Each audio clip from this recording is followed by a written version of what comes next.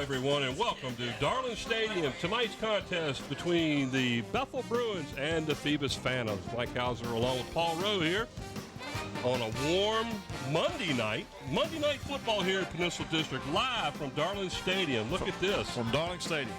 Let's head on over and let you go ahead and put out the sponsors for tonight's game before we head down to the field to Brent Musgrove. All right, Mike. Tonight's sponsors for our first game are Zooms, with locations throughout the peninsula to serve you. David Allen and Zooms, once again, supporting athletes in Hampton City Schools. By Kelly's Tavern, home of the half-pound burger, voted #1 in Hampton Roads, with 2 locations on the peninsula to serve you.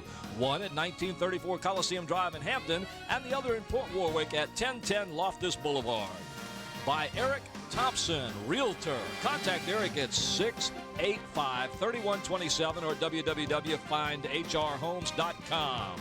And by Park Lawn Wood Funeral Home, located at 2551 North Armstead Avenue, Nancy Staten, manager.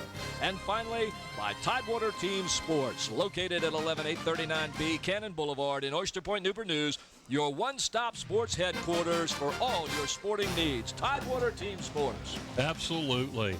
Tonight's contest here at Darling Stadium between the Bethel Bruins and the Phoebus Phantoms. Both teams come in tonight 1-0 on the district, and both teams opened up last week impressively with big wins.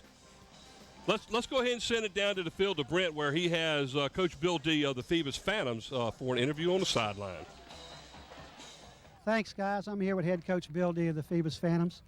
The record's unbelievable, 13-1 last year. Guys left felt like they had something to finish this year. I went over and watched you play Maury last week, completely owned the team, over 400 yards offense. A lot of work went into that. You had to replace some wide receivers. Tell us where you got that start this year. Well, the kids have worked hard in the off season. We pushed them hard in the weight room, and then we had a good preseason, I thought. It was a good first game. We had too many penalties and some things that we need to improve on, but it was a good start. I want to talk to you a little bit about Matt Cole. I met his mother in the stands last week. She said to tell you hello. But you've got a kicker this year. This young man had a little bit of leg on him. Tell us a little bit about him. Yeah, the Crocker kid's going to be, Eric's a good kicker. He's been kicking, working at it for years. We're really conscientious about what he's doing. I think he's a good, solid kicker, and we think he'll get the job done. And we got some other kids, behind him that we got a good group of kickers. Coach Van Dyke always does a good job with that. No doubt about it. I watched him kick him over the building last week over there at Powhatan Field. We know you got Taj Boyd, you got Davenport, and Austin. You got such a load of talent and well-trained, well-disciplined.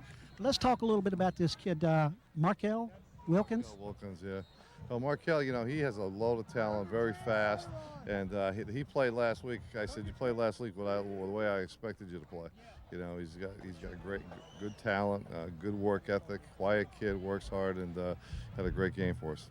Another great Phoebus athlete. What do you see tonight, Coach? Anything different from Bethel over the years, or you got a new coach? What do you expect? They're different from over the years. They got Coach Nelson there. He runs the spread offense and does some good things with them. We expect a good, tough football game. One last question, Coach. First, I want to thank you for coming over to interview, and we're looking for that all the way this season, 10-4. Well, I'm looking just to right now we're just looking to this week. I always think, same thing you've been telling me for years, one game at a time. Best teams in the district in 5 days. Coach, thank you so much for coming over to talk to us. Good luck tonight, sir. Thank you. Back up to you guys. Hey, thanks, Brent. Tonight's game is a rematch of last year's undefeated game between the two teams when it was about one of the best thrilling games we've had in a lot of years. Final score of that game was 30-27 with a last-minute field goal by the Phoebus Phantoms to win that one, and that propelled them right straight into the district title. Send it back down to the field where Brent now has the Bethel head coach, and that would be Jeff Nelson. Once again, guys, I'm here with head coach Jeff Nelson, the second year of the Bethel Bruins head coach. Tremendous start to a football career here on the Peninsula District, Coach. 10-1.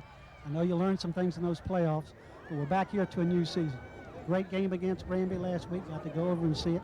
I want to talk to you a little bit about, he had 120 yards rush. Evans had 120 yards touch, 3 TDs. McClone English, 8 for 12. And it just looks like he's gotten better. Tell me a little bit about his work ethic in the offseason. Well, this offseason, they've committed to the weight room. They committed to, themselves going off somewhere and throwing the ball together and just working. going to camps, you know, and just being around each other. You know, last year I come in about June, and then we get started. And so this year we've been able to have a year with an off-season program. Yeah, you had a short time last year, and then you had to decide quarterbacks. You've made that commitment, and last week it looks like it's worked out well for both Baycote and McClone English. Tell us a little bit about McClone himself. Now, he's a senior. Is he talked about going anywhere? Not really. I mean, there's been some interest from schools and stuff like that, but you know, only thing he's worried about is just, you know, let's get in each victory and then just this, you know, 2008 season, and then after the season's over, he'll worry about where he goes from there. Enjoyed the game last week, like I keep saying, but I was particularly impressed that after that first series, you guys just completely took over the game, and you've gone to a no-huddle offense a little bit. Are we going to see more of that tonight? That's our concept. We're going to go a little bit no huddle, and we're going to try to even turn it up a little bit more of the tempo, turn it up tonight. Last question. Tell us a little bit about Rio Walker. Kids that seems to be playing a lot of ball and being in a lot of places. Rio's a special kid. You know, here's a kid who's got a 3.8, and he's got 13 picks, you know, over 2 years. You know, last year this is where he grew up. You know, he grew up in this game, and from there, it's going to be, you know, that's what he's learned from. And he's the type of kid, he learns it once, he ain't going to get burnt twice on it. Coach, I want to thank you very much for taking the time. I know it's crunch time getting there and come down to a big game. Thanks so much. Good luck. Back up to you guys. Junior, and my marketing director, Lonnie Chisman Davis. Thank you so much. Mr. Morris, thank you so much, and thank you on behalf of the school system to Old Point National Bank. On behalf of the school board of the city of Hampton, in fact, on behalf of the entire Hampton City Schools community, as well as the fans who frequent Darling Stadium for athletic and other events, we want to present to you this plaque in commemoration of this evening's presentation of the scoreboards. Hampton City Schools appreciation to Old Point National Bank for support of Hampton City Schools athletics and the donation of the scoreboards at Darling Stadium, presented September 2008. Thank you, sir.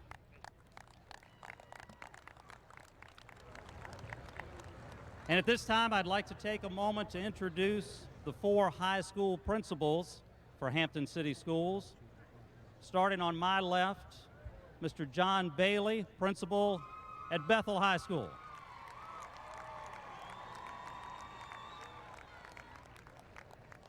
The principal of Hampton High School, Ms. Myra Chambers.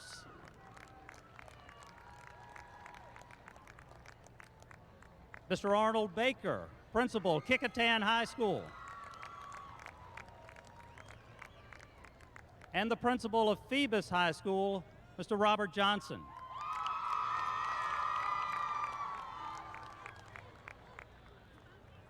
In an effort to formally christen our scoreboards tonight, the 4 principals will now release their balloons.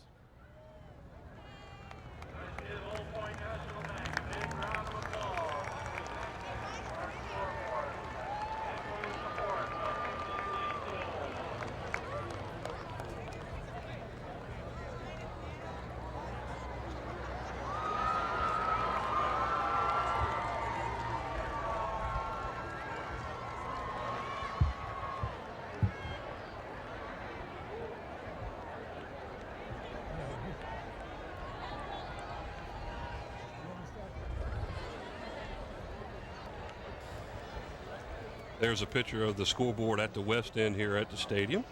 Ladies and gentlemen, that was the Old Point National Bank scoreboard dedication, where the new scoreboards in Darling Stadium were dedicated to Hampton City Schools by Old Point National Bank. And here in just a few minutes, the Phoebus High School marching band will be playing our national anthem. We'll go to that as soon as they start. Again, last year's game, 27-27 with under a minute to go in the game. It went down to a field goal to win it and propelled Phoebus onto a undefeated season during the regular season. And actually, Matt Cole it was the propelled kicker. Both of the teams on to great seasons because they both went on to win every game after that. It was just a fantastic season for both Phoebus and Bethel, and a really great game last year. And we're hoping it's going to be the same thing this year. I'm Paul Rowe. This is Mike Hauser. We've got Brent Musgrove along with Bob Killen, the statistician, over here, and we hope to be here all night long and bring you what should shape up to be a fantastic game. And as we mentioned a few minutes ago, we've got some brand new scoreboards on the field. We've got 2 scoreboards now. We used to have one. It was on the east end of the field. Now we have one at the east end and one at the west end. Both of them sponsored by Old Point National Bank, and we really appreciate them. We had a great ceremony, Mike, here on the field a few moments ago with the dedication of those 2 scoreboards. So please keep those in mind as you watch the game this evening. It's a beautiful night. It's a Monday night, though, as Mike told you earlier. This is Monday Night Football for the first time. We're not on a Friday night. We're not on a Thursday night. We're not on a Saturday night, Mike. Well, obviously, everybody understands why we're playing tonight instead of Friday night. Friday night, we had the outskirts, so to speak, of the tropical storm Hannah, and it came. Actually, the rain started in this area around 2 o'clock in the afternoon, and by the time 7 o'clock got here, they would have been swimming, and it was really raining hard. As we are waiting for the Bethel Bruins to play the national anthem. Again, Matt Cole was the young man last year who graduated. They have new kickers this year at Phoebus, was the star. As a matter of fact, Matt Cole did quite well for the kicking for Phoebus last couple years, as they ended up winning one in overtime in the title game of the 2 years ago. It was actually a semifinal game. So let's send it down to the field now, where the Phoebus band will play the national anthem. Cadet Ryan Richardson, left rifle bearer, Cadet Celeste Paloma, right rifle bearer, Cadet David Bruckheimer II. Now, we rise, marching on of the colors, they remain the flag of the national anthem by the Phoebus High School Marching Band. Yes, ma'am, please leave your hat.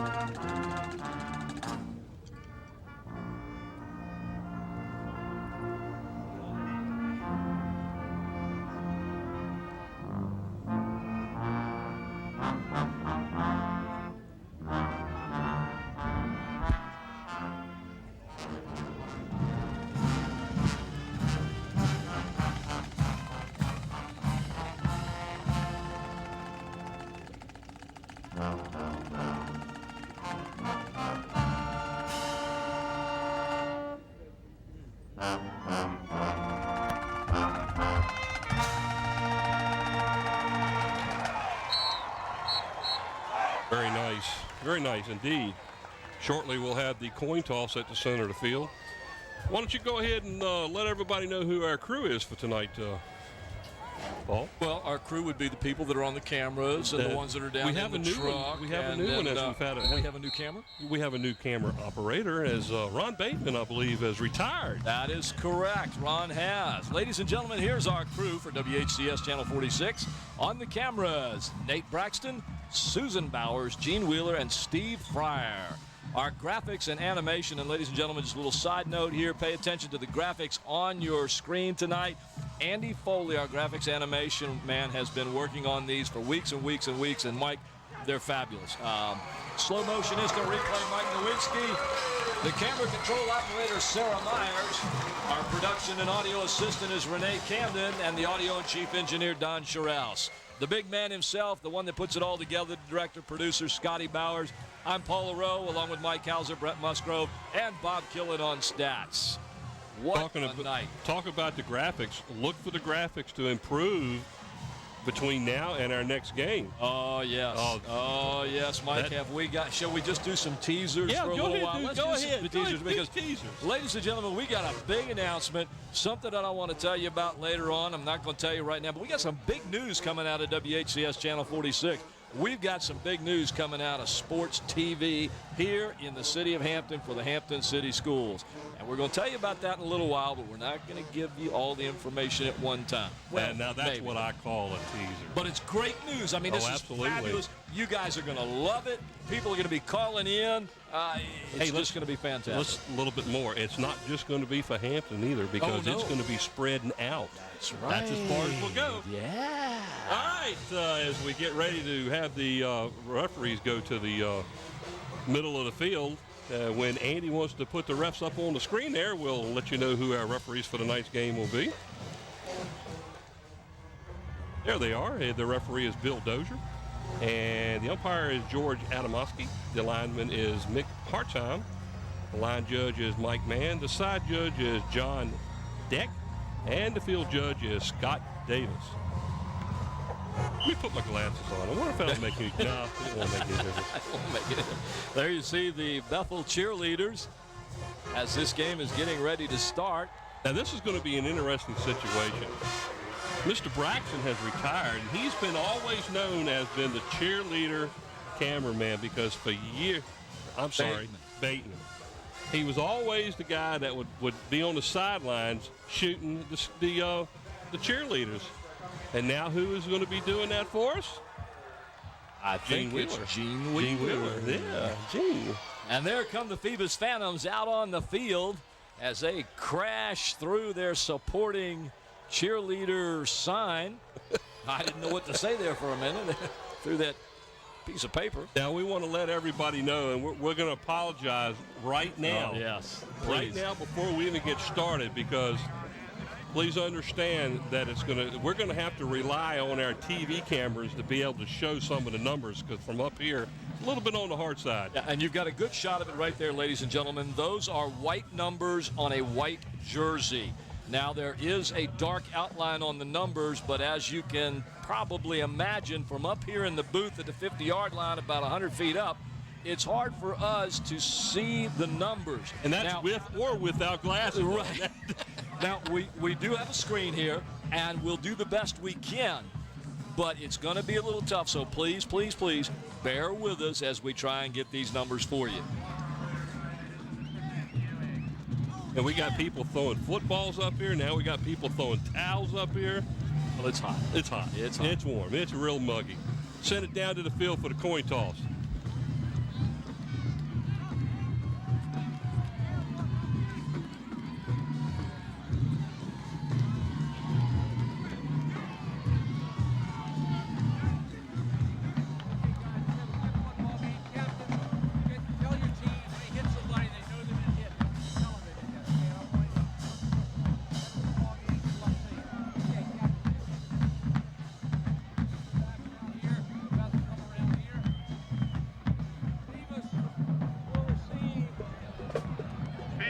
Phoebus Phantoms have won the toss and will elect to receive, as they will be defending the east end of the stadium, as the Bethel Bruins will be kicking off from the west side. We can't say what we used to, defending the scoreboard end zone, because now we have one at each end of the field. That's correct, Mike. So we're just going to have to remember east and west. That's right. We'll have to make sure you know that east is at this end, okay? That's correct. We'll get the starting lineups here as soon as we can, as the Phoebus Phantoms will be on offense first.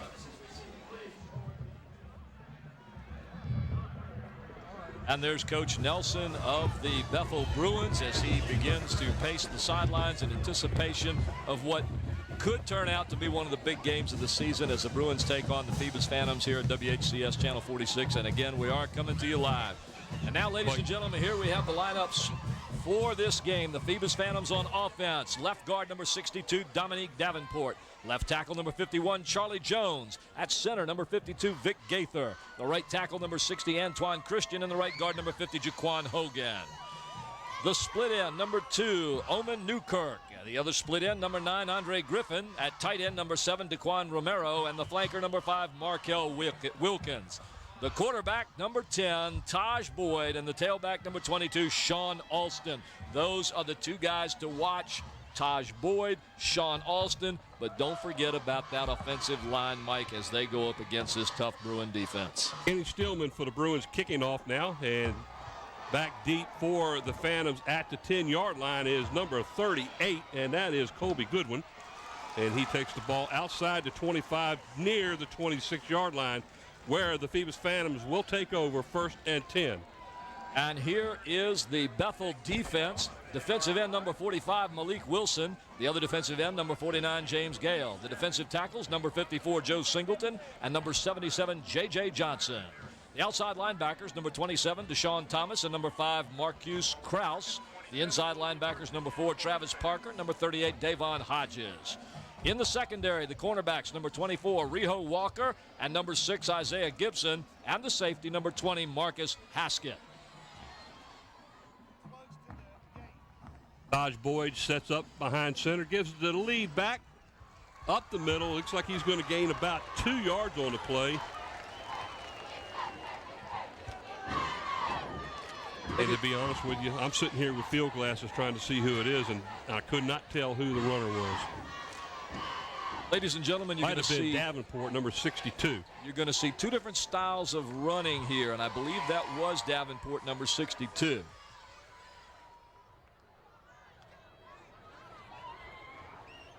Again, Davenport is the up back, and the tailback is Sean Alston. Boyd hands the ball off to Alston. Hit at the 30 and down at the 34 as he is brought down by number 6, Isaiah Gibson, for the Bethel Bruins.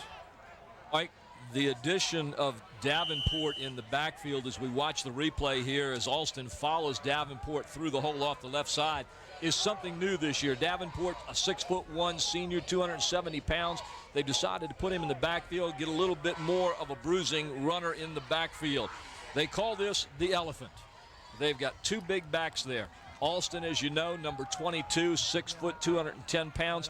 You've got a lot of backfield right there. 3rd down and a long 3 for the Phantoms. The ball rests at just outside of their own 34-yard line. Referee blows his whistle. Well, that one hurts right off the bat. A 5-yard delay of game penalty against the Phantoms. That's going to push them back another 5 yards. Now, so instead of a 3rd and 3, now it's a 3rd and 8. Check the setup when they come back out. It looked like number 38, Davon Hodges, was in the backfield with Taj Boyd that time. We'll try and pick up the numbers as they come out. 38 is in there alongside of Boyd. 3 wideouts, 1 to the near, 2 to the far side. Number 5 in motion is Markel Wilkins. Pass is intended for Wilkins, overthrown and incomplete. On the play defensively is the Bruins number 5, Marcus Krause. 4th down and 8 for the Phantoms. I think that one was just overthrown everybody. I'm not sure Markel Wilkins knew that one was coming to him, and I'm not sure that it was. That one kind of went to nobody there. Good defensive stand for the Bruins right off the get-go here. Now 24 for the Bruins. That's Walker will be set back to receive the punt by the Phantoms. I believe it's number 12, Demetrius Ward. A little bit of a Bethel bounce there, and is down at the Bruins 39-yard line. That's where the Bruins will take over 1st and 10 to start their first drive of the game. No score here at Darling Stadium in the first quarter, 10-16. There's another thing we need to talk about. Look at the middle of the graphics there. There's the graphics we were talking about, ladies and gentlemen. Notice the New colors, the new spread on there, but more importantly, Andy's been working on this forever and ever and ever. There's the clock. Right there on the screen. Everybody can now see what the time is. We've got the scores, we've got the quarter, we've got the time, and I believe we're going to have the situation.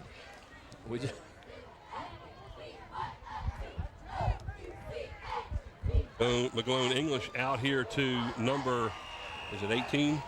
Number 18, yes, sir. Tim Hartwell. Like they're going to lose about a yard on the play. Airs McGlone English, the quarterback for the Bruins. Second down and 11 after a loss of a yard on the play. As you heard Brent Musgrove talk about earlier, they're going to be going with a no-huddle offense. We're going to try and get the lineups in here for you, ladies and gentlemen.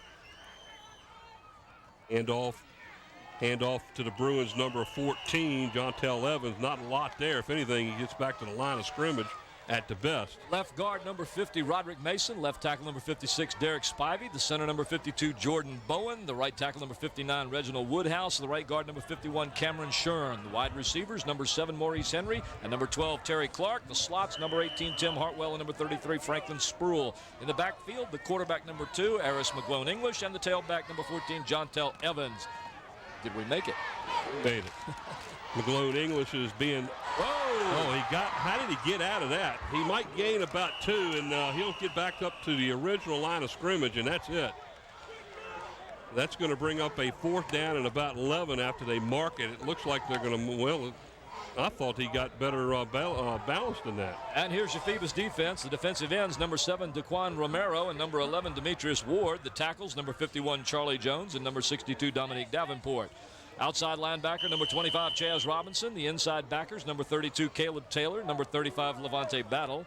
In the secondary, the cornerbacks, number 5, Markel Wilkins, and number 27, Rasheed Clark.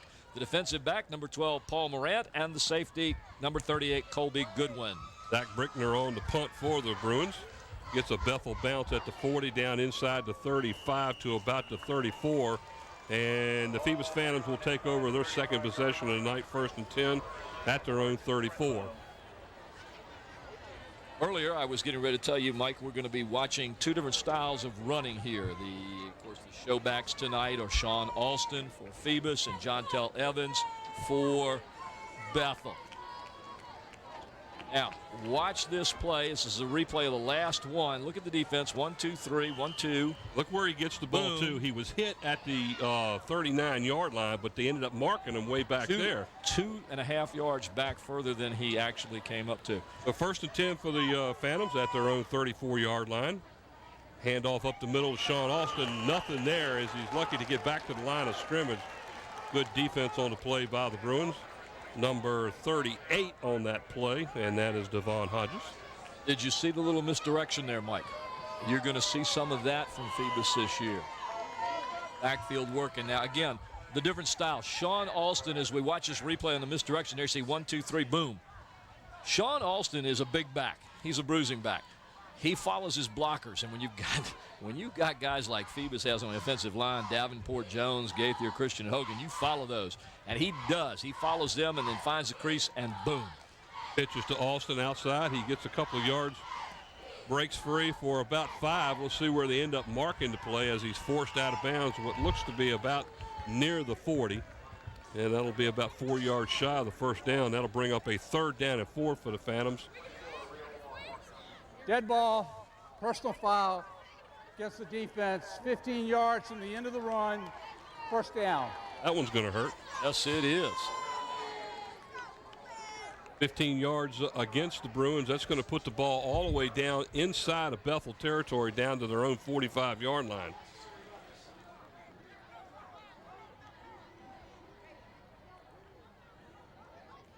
Here's we can see what happens at the end of the play. Alston with the turn at the corner. I'm going to say it's possibly the hit right there, but that's close. Unless he was out of bounds when he got hit. Again, Either way, the refs 1st are a lot and 10. closer. Alston on the handoff. He gets pushed forward about 4 yards. He's going to pick up about 6 down near the 39-yard line. That'll bring up a 2nd down and 4 for the Phantoms. See the great crowd there that we have at Darling Stadium on a Monday night. Big crowd. Nice run by Alston, and you can see what I was talking about. He kind of follows those blockers. That line's huge up there, and he just follows them around. On the flip side, Mike, we're going to see Jontel Evans, who is one of the quickest backs in the district, and he can find openings that nobody else will see, and he'll just dart right to it. Dodge Boyd under center, pitches the ball back to Alston. Gets around the left corner, picks up near 11 yards inside the 30, down to about the 27-yard line. Nice gain on the play. That's going to give the Phantoms 1st and 10, and it looks like they're going to mark it right at the 27-yard line. Here's a replay on that. It's just a quick pitch to Alston, and he'll follow his blocker to the left-hand side. Now watch him. He'll just put his head down and run right into the tackler. And you're going to have to get down low to take him down, or he's just going to bowl you over. As you said, Mike, he picked up another couple of yards right after he got hit. Like Gibson was the initial hit on the play for the Bruins. 1st and 10, again, Dodge Boyd under center. 2 wide outs to the far side. Alston is the back. Hands off to him. He slips by one tackler, breaks another one. Down inside the 10, forced out of bounds at about the 5. The Bruins number 20, Marcus Haskett, on the stop for the Bruins. All the way down to the 5-yard line. That's going to bring up a 1st and goal as we have our first threat of some points. Nice determination by Alston. Watch him. Well, this was that previous play where he knocked him over. But on that last one, he just followed the blocks, went off to the left-hand side, got hit, found the seam, and went with it. Picked up the extra yardage. Broke a couple of tackles on the play. 1st and goal now at the 5. How beautiful that field is down there. That is a almost looks like a golf field. Davenport, the lead back. Hand off to Sean Alston, and he is brought down by a nice stop there by the Bruins number 49. That's James Gale. Looks like he gets back to about the line of scrimmage, just inside the 5, so a gain of about 6 inches, and it's still 2nd and goal. Gale made a nice play. Now, he was gone, I think it was last week or the week before. He's got several colleges looking at him, and I'm not sure whether he was up at one of the colleges or what, but good young ball player, dove right through there, broke up the play, got the ankles, tripped the runner up. 3 backs there again, and again, it's Alston up the middle. He's close, and he's in for the score. And the Phoebus Phantoms break open early in this game as they score a touchdown with Alston going 5 yards over the left side. Great drive by the Phoebus Phantoms, and Mike, it was all on the ground as we watch Sean Alston take this one in, and he just follows that line right up front, goes over the left-hand side. There you've got Dominique Davenport and Charlie Jones, and I've been talking about them for a couple of years now. They're going to push you and open up a hole and give you whatever you need to get to where you're going. They're just some great players on the line. There's the extra point. It's up by Crocker, and it is good. So there we go. First score of the night with 5:30 to go here in the opening period of play. The Phoebus Phantoms out in front 7-0 over the Bruins of Bethel. Both teams come in tonight 1-0. Impressive first game victories last week. And everybody in the league has been looking forward to this game this year. They're really expecting this to be very similar to last year's contest that went into the final 30 seconds to finally somebody took it over. Well, here's a look at that play we were talking about a few minutes ago where Sean Alston came through the line, followed his blockers, and then took the seam and came to the outside. That second effort and third effort giving them good field position where they're able to get in and score. And, Mike, you're right. Everybody's been looking forward to this. You can see the people out here in the stands. You could see it, you and I, before the game as we looked out on the field and watched the players. I'm not going to say they were hyped up because you're always ready for every game, but you could tell there was something a little bit different about this one. They're serious about this game. Getting set for the kickoff here is all the way over here as it bounces off of Ray Bradley's chest.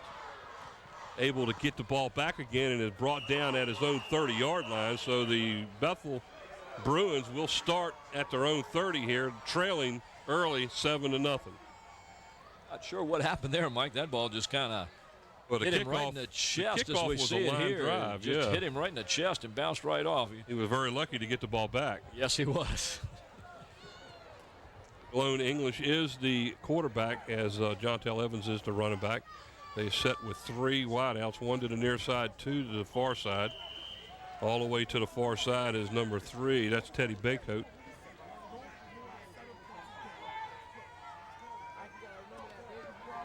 They had 2 players actually start to go in motion at the same time, and that's going to cost them 5. Can't do that. No, can't do that in. Well, you can. Well, you can do it, but you're going to get caught. Yeah. And they did it right in front of the ref. Prior to the snap, false start, 5 yards, remains first down. 5 yards back makes it 1st and 15 now. The ball sits right at their Bethel 25-yard line.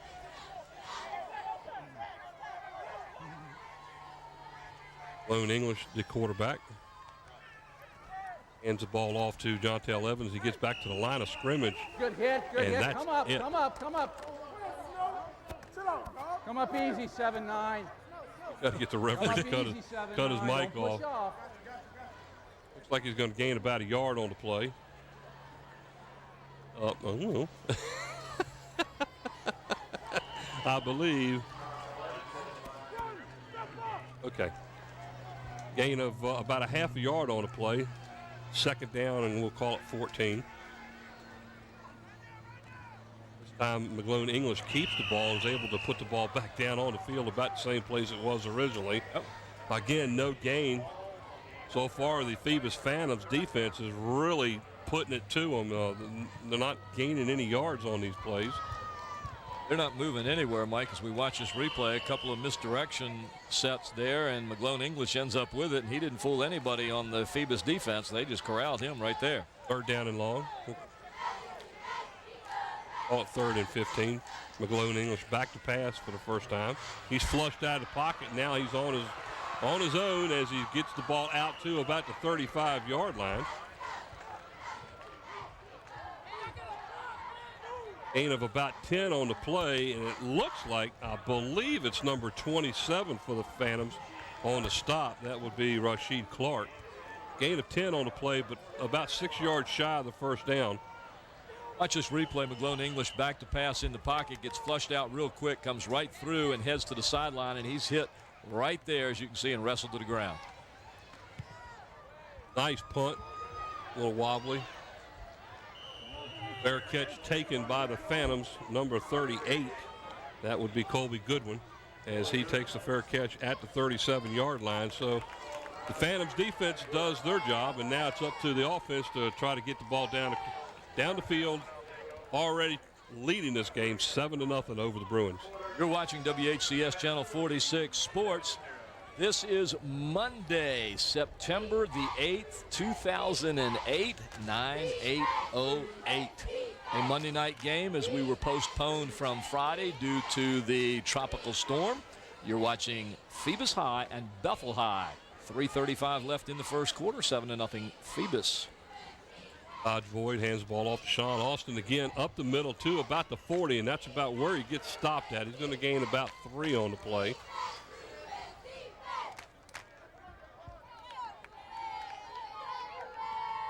Teams are like boxers right now, Mike. They're just kind of sparring with one another. Nothing fancy, just up the middle, off to the side. See what the other defense is going to do. 2nd down and 7 now. Ball rest at the Phantoms 40. Austin is the tailback.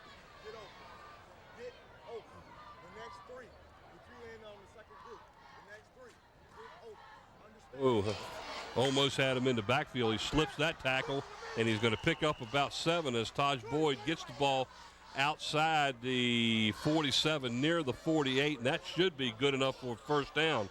And the referee gives it to him.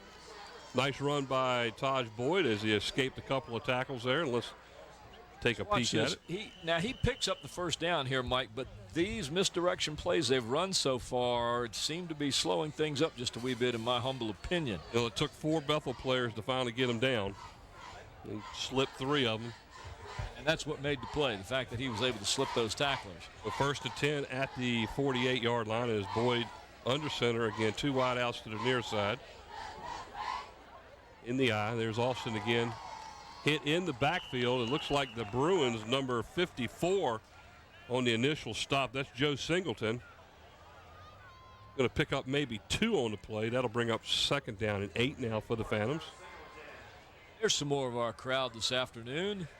As we watch the replay here, it's just simply Sean Austin straight up the middle, following his blockers, picking up some bruising yards.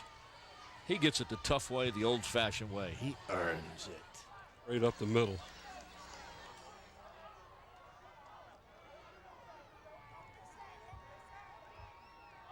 This time Austin goes in motion. Back to pass. Over the middle. Good defense, and did he catch the ball? I believe he did. He did catch it. There is flags on the play, and the ball was caught by number 7, Daquan Romero, I'm sorry. That's quite all right. All right. Watch this pass, Mike. Let's see if they end up calling defensive interference. Just a little flip pass right up in the air. I don't know how they completed that one. That was a real nice pass. I'd like to see that again in regular speed. I'm almost thinking that the ball hit the ground before he went down. But that was pass interference on the defense. It was turned down, Defensive obviously. pass interference against the defense. That was declined. 1st down. That was just a soft little touch pass, timing pattern right there, right on the mark, and a fabulous catch. So 1st and 10 now, ball inside the 30 down near the 29-yard line. As the Phantoms on the move again, already leading this game 7-0. Minute and 23 on a running clock here in the first quarter. Could be a big drive for Phoebus if they could score again. They could make a statement here in the first quarter. And off to Austin up the middle. He sidesteps a tackle and busts free all the way down to the 15-yard line. A gain of 15 for Austin. And another Phantom 1st down. 1st and 10 from the Bruins 15-yard line. Nice run by Sean Austin. He slipped the tackle right at the line of scrimmage. This is the signature Sean Austin. Follow your blocks, find the seam, and go. You pick up 5, 6, 7 yards every time. Again, the blocks on the line there. You've got Dominique Davenport, Charlie Jones, Vic Gaither right in there on the left side. He just follows them through. 3 wideouts again for the Phantoms. Again in the eye, and again there is Sean Austin trying to get outside this time. Breaks a tackle, still breaks another tackle, and gets down near the 10-yard line. Tackles on the play by the Bruins, number 5. Marcus Krause. I thought he had him. And I believe number 38 also was there, and that's Hodges for the Bruins. There's the play, and I thought Austin was down right here, and then he gets just back right up and goes back into it again. I mean, he couldn't get him the first time, and Marcus Krause gets up after losing the hold of him and goes right on in there and tries to get him again and helps with the tackle. 2nd down after a gain of 5. Great shot there of number 7 for the Bethel Bruins, Maurice Henry, as he watches his team on the field. Austin again on the take, this time down near the 5-yard line, as the referees will call timeout, and they might measure this one. I think he's a little short. It's going to be close. But we're at the end of the first quarter of play with the Phoebus Phantoms driving now as they have the ball down near the 5-yard line. At the end of 1, the Phantoms 7, Bethel Bruins nothing.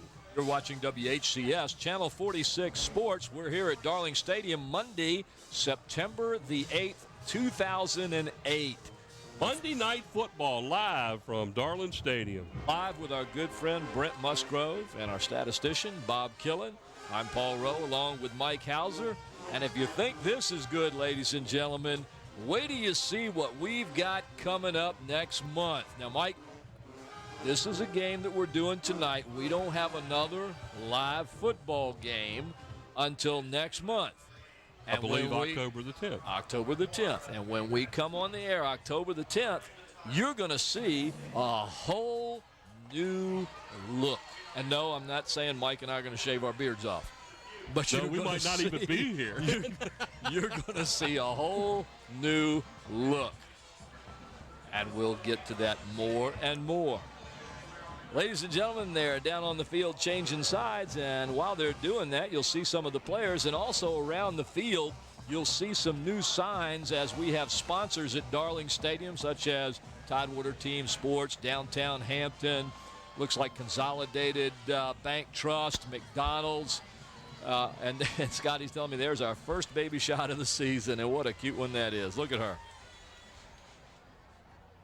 We now have sponsors for the stadium, along with Old Point National Bank, who sponsored the scoreboards. And we'd like to thank all those sponsors and ask that everyone support those, because they're the people that are supporting youth sports and sports in high school in the Hampton City Schools.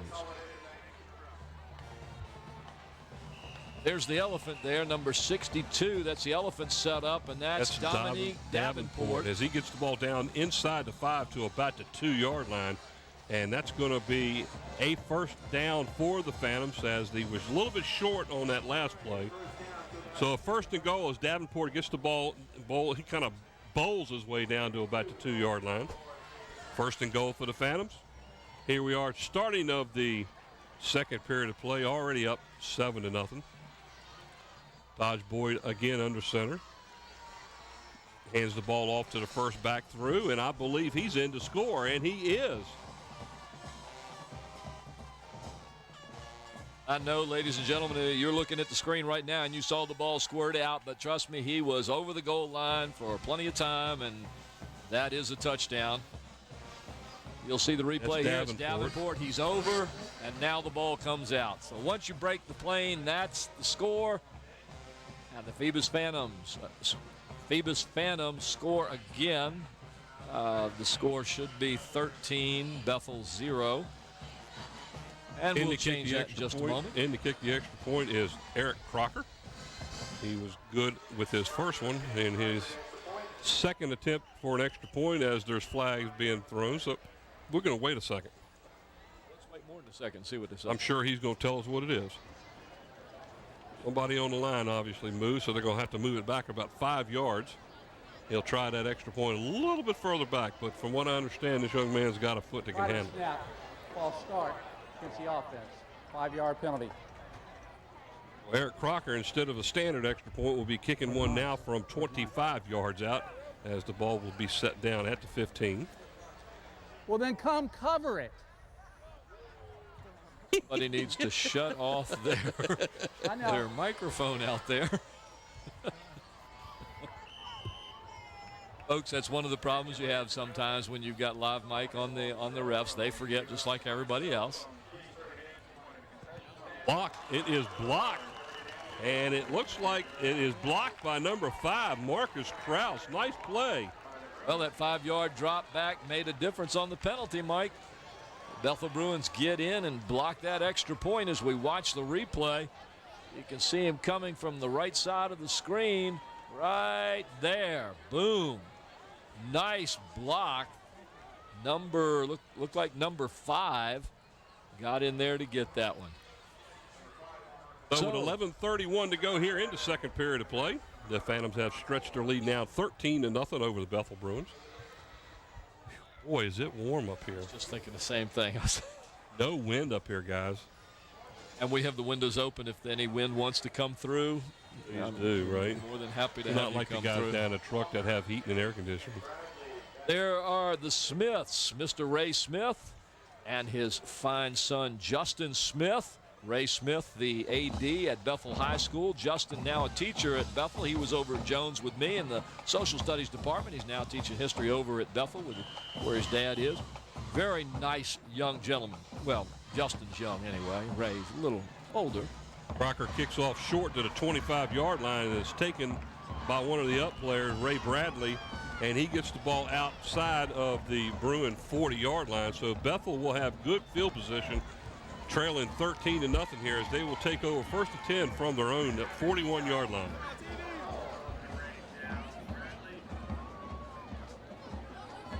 Yeah, a lot of times when we go to Bethel to do our basketball games over there,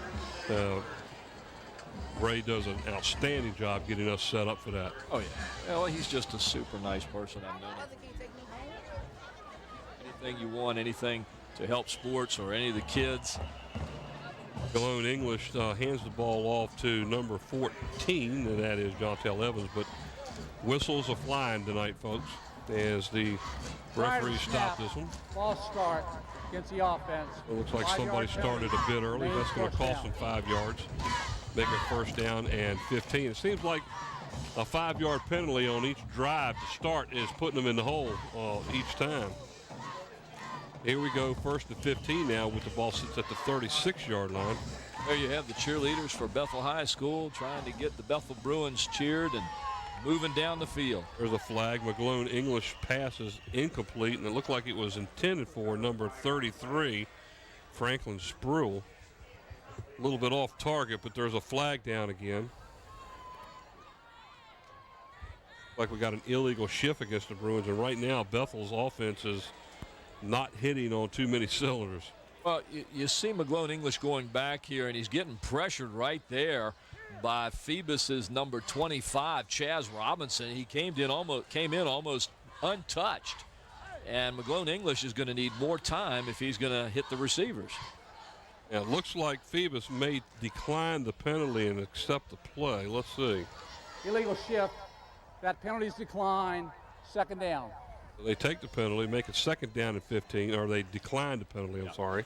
That's a smart move, Mike. Right now, the Phoebus defense is playing real well. They don't want to give Bethel any more extra downs, and that's basically what they do. Lone English back to pass, sets up, throws over the middle, and through the hands of number 12, Terry Clark. That could have gone for a lot of yards right there, folks. Yes, it could. And looks like we have a roughing the passer penalty that's going to be thrown against the Phantoms. There's Mr. James Bailey as we watch this play. McGlone English, nice, right across the middle. It was a little bit high. Just right through the hands there. He needed to grow about 2 inches. And there again is Mr. James Bailey. He's roughing the passer one of our security. Against the defense, 15 yards, automatic first down. One of our security, or the security chief for the City of Hampton Schools. And a real nice young man. And are you ready for this? Just got married this past summer to a wonderful young lady. I suppose you were her teacher at one time, right? No. She works with me. Okay. She works with me. So the penalty, 15-yard penalty, gives the Bruins a first down at the Phantoms' 39-yard line. Pass is incomplete. Looked like it was intended again for number 33. And that was, again, Franklin Spruill incomplete. And there's another flag on the play. Hey. So now watch where this flag is thrown, Mike. He throws right over here. Now the referee is already throwing the flag. So we're trying to. It's got to be something in the backfield. There's the flag right there. It's an illegal receiver downfield. Okay. I believe that was the signal that our head referee gave us just now. And it was the side judge that gave us the flag, so he would have been the one to call that one. Let's see if I was lucky enough to be right. Illegal touching against the offense. An eligible receiver touched the pass. That's a 5-yard penalty. Loss of down. Second down. Yep. Love it. Love the explanation. Very good. 5-yard penalty again for the Bruins, pushes them back to their own 46-yard line. That'll bring up second down and 15. McGlone English with a single back to throw. Over the middle, just off the fingertips, almost. Nice job right there. That pass looked to be almost right in there. I think it was number 25 or 35. 25 or 35. So we watch the replay here. Good strong throw by McGlone English. He threads that thing right there. It's Ronnie Sanders, number 25, right off his fingertips. We have another flag, and this one was thrown all the way over here on the Bethel sideline. Ineligible downfield against the offense. That penalty is declined. Brings up third down. Gracious.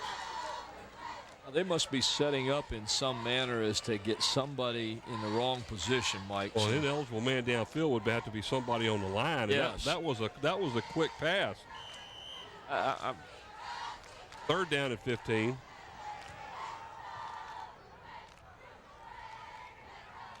Lone English back to pass, sets up, throws. He's not going anywhere. Did he fumble the ball? I'm looking for the ball being thrown and don't see it going in the air. Next thing I know, it's on the ground. Not sure. Couldn't see it from this angle. He may have brought it back down, but let's see if we can see it on the replay here. Lone English goes back. He's on the screen there, number 2. He's set. He's ready to throw. Brings it back, and he did. He pulled it back in. He pulled it back in, and he may have lost it for a second there, but he corralled it. As the Bruins set up now in punt formation. Ooh, high snap. Short kick to the far side, and it goes out of bounds. And that's got to be near the 50-yard line at least. Blame that one on the snap there, Mike. You get a high snap Keep like coming that, right you're there. trying to get that one out quick. He got exactly 5 yards on the punt as the ball goes out of bounds at the Bruin. It looks like 47-yard line. They got a 5-yard punt out of that one. So right now everything's going wrong for the Bruins. So the Phantoms will take over 1st and 10 now. We got 10:14 to go here in the second period. 1st and 10, Phoebus at the Bruin 47-yard line.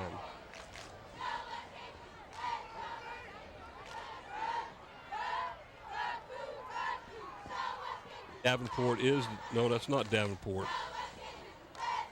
Might be Levante Battle, number 35. Back to pass over to, what a catch. Nice grab there by the Phantoms, number 7, and that is Daquan Romero. Daquan Romero. I don't know why I say that.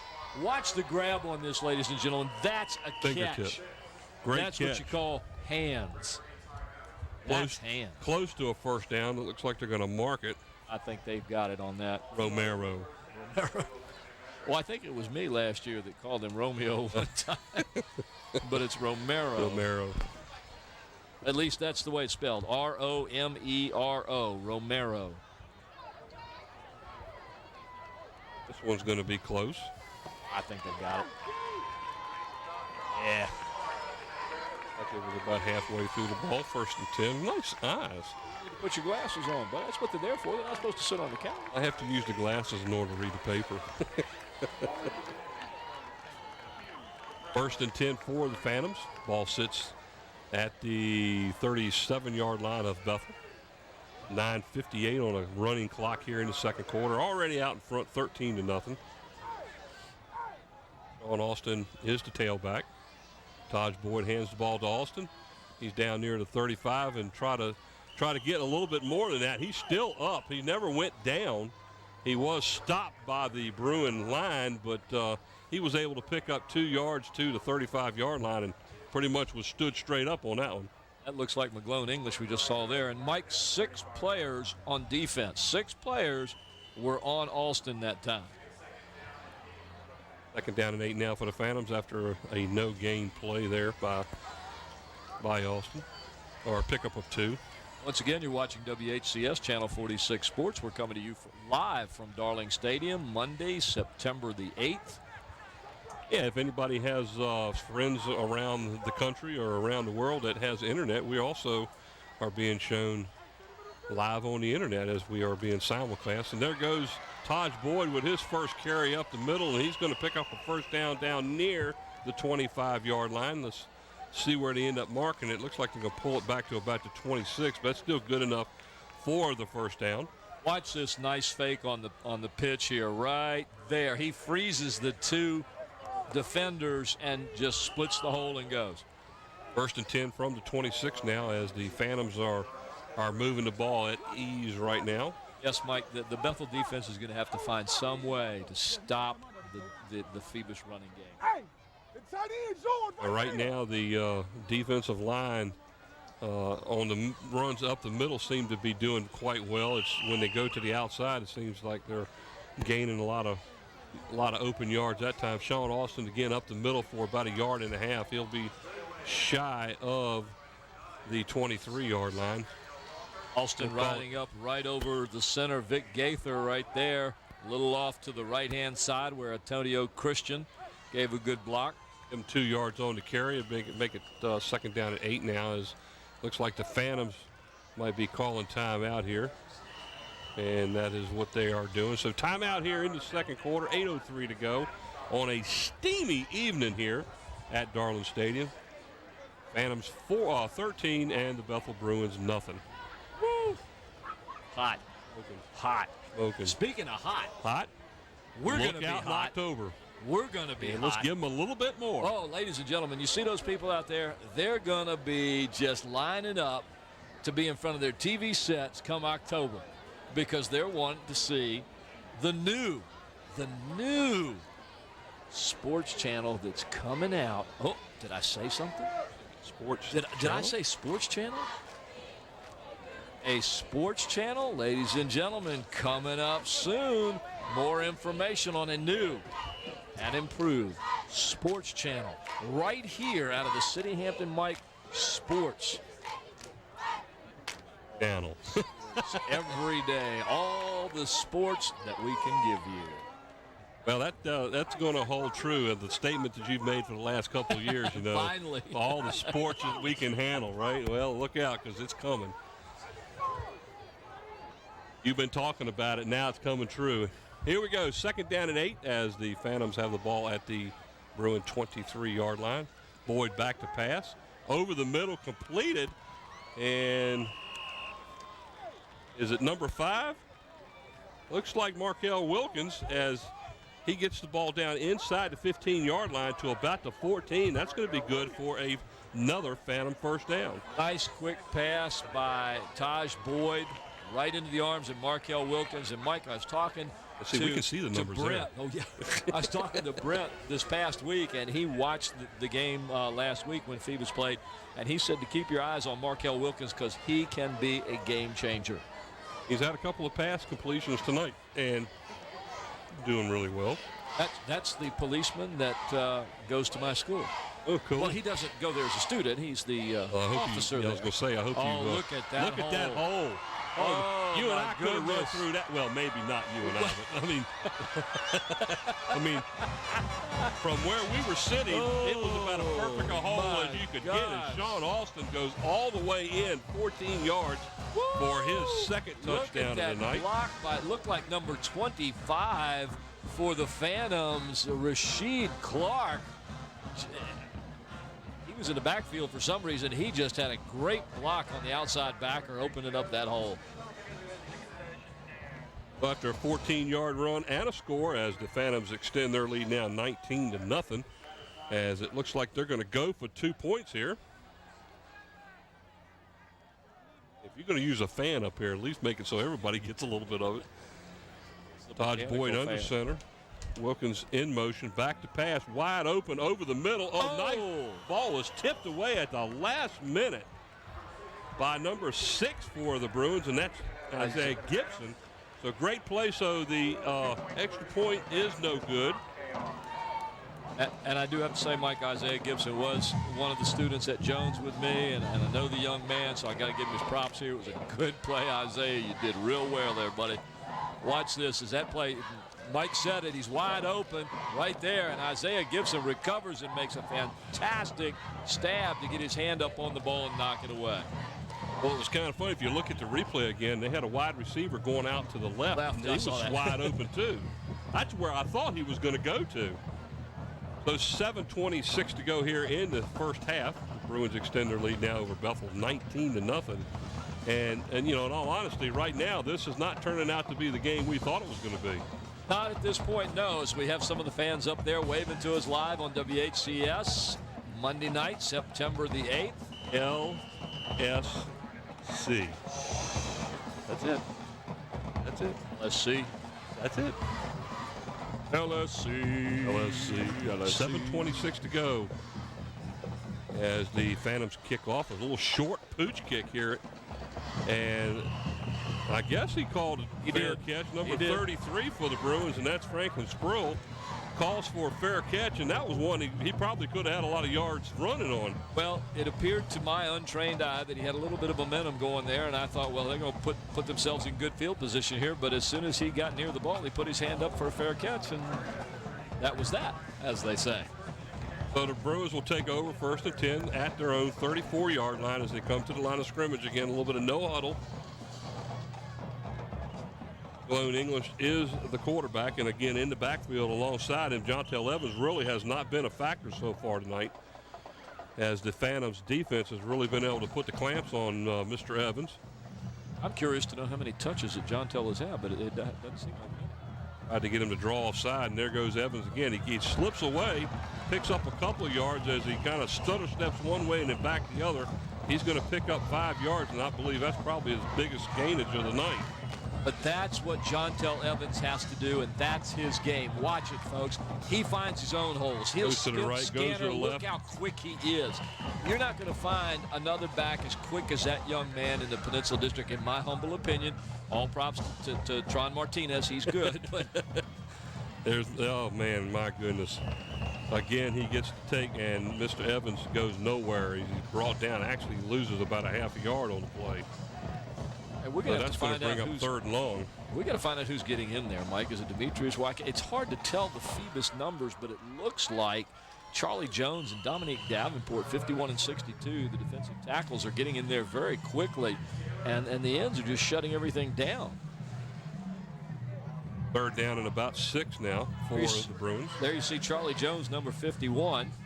Watch him as he goes through there. Sloan English keeps the ball, and down he goes as he is kind of hog-tied, and he's just lucky to even get back to the line of scrimmage as number 25 brings him down, Ronnie Sanders. I'm sorry, wrong 25. Chaz Robinson. That would be Chaz Robinson. There's McGlone English with the ball, and you can see Chaz Robinson just gets right in there and wraps him up. Well, again, the Bruins go nowhere, and they are forced to punt again. I'm going to be curious to see our halftime statistics on how Bethel is doing offensively. 66 into punt now, and that is, might be 68. Breckner gets that one off. Nice punt.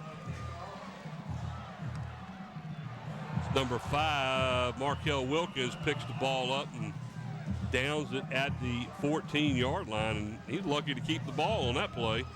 They were playing hot potato on that one. Nice punt that time by the Bruins, as the Phoebus Phantoms will take over 1st and 10 all the way back at their own 14-yard line. 5:27 to go here in the 2nd period of play. Phantoms out in front 19-0 over the Bruins. Boy, is it warm up here. It is. Mike, I have a question for you. Wait a minute. I'll give you an answer. How do you spell fun and excitement? U-N. LSC. I spell I can fun imagine LSC. everybody out there said, what are they talking about? We're talking about LSC. You'll see. 1st and 10 now for the Phantoms at their own 14-yard line. Single wide out to the near side. 2 backs, and that is Alston with the carry. Nice gainer out to about the 22-yard line.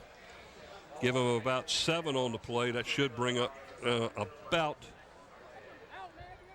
well, they're going to give them, about 7 yards.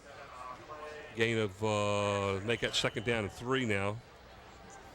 Once again, Alston going, they're just running off that left side, off the center. They're getting some great blocks from Gaither and then from Jones and Davenport on the left-hand side, and just getting the yardage right there. Sean Alston is just a workhorse tonight, Mike. It's going to be real interesting to see the comparisons on the total yards for the first half on both teams. Look at this. Look at this. That's Davenport. Great shot by our camera crew as we got the ground level shot, and we could see Davenport come through there, get stopped, and just push through and keep right on going. Gain of 8 yards on the play and a 1st down as those are just driving the ball down the field. Watch him. He gets stopped right here. Keeps moving, keeps moving. Look, he picks up 5-6 more yards. The Phantoms have passed. Drive, and drive some more. Timeout now looks like is being called by the officials as we have a Bruin injury down outside the 40-yard line. Okay. LCS. Fun and excitement. LSC. LSC. Davenport was the last running back, correct? C. LSC. Not LSU. Or LCU. Or LCS. LSC. Sports. Channel. Shall we break it to them while we've got this? Yeah, go ahead and do it while we got a little bit of time. All right, ladies and gentlemen. Nah, let's just wait till the second half. What do you think? You called my Wait, bluff. thanks, Scotty. Folks, you're going to hear it right now live, right here with 4:40 left in the second quarter, live on WHCS Channel 46. And this will be the last time on a football game that I will be able to say tonight, WHCS Channel 46. Because, Mike, from now on, we will no longer be WHCS Channel 46. As of October, we will be LSC, the local sports channel. It's coming to you in October. Beginning in October, you can see the live broadcast as well as vintage sports events from the WHCS archives on the new sports channel called LSC, Local Sports Channel. And more information on that to come. Look at this. Oh, look at that pass. Wide open. Oh, what a block. And they are going to call a clip on it, Blay, but if we look at another replay, that looked like it was a pretty close to being a pretty good shot there on that one. Let's see. That pass was completed to Chaz Robinson, and I tell you what a run. He was wide open. He was that. He just clears the side, gets it, and here comes the block right here. And no, he didn't. He looked like he hit him from the side. It don't matter. Well, the flag was thrown. It's hard to tell from here. He may have gotten him a little on the backside, it looked like. Worst case scenario is they're going to take it from the spot of the foul. It's an illegal use of the hands. And now they're giving the sideline warning too. So that's their one warning before they are penalized to stay off the field. Here we go. Let's see. Are they going to take it back to the original line, or will it be taken from the spot of the foul?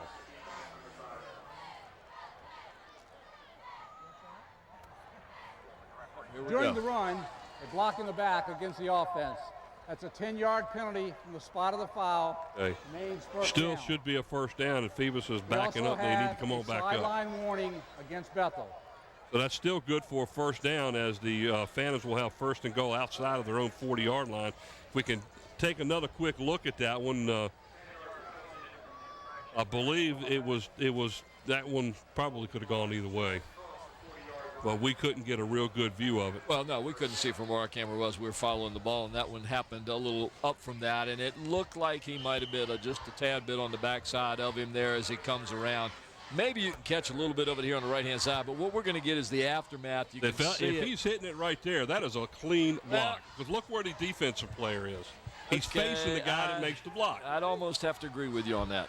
It doesn't matter at this point. The flag went on the ground. It was a 10-yard penalty. But they did say illegal block in the back, and that his right hand could have been behind him. Oh, what a nice catch. Hands.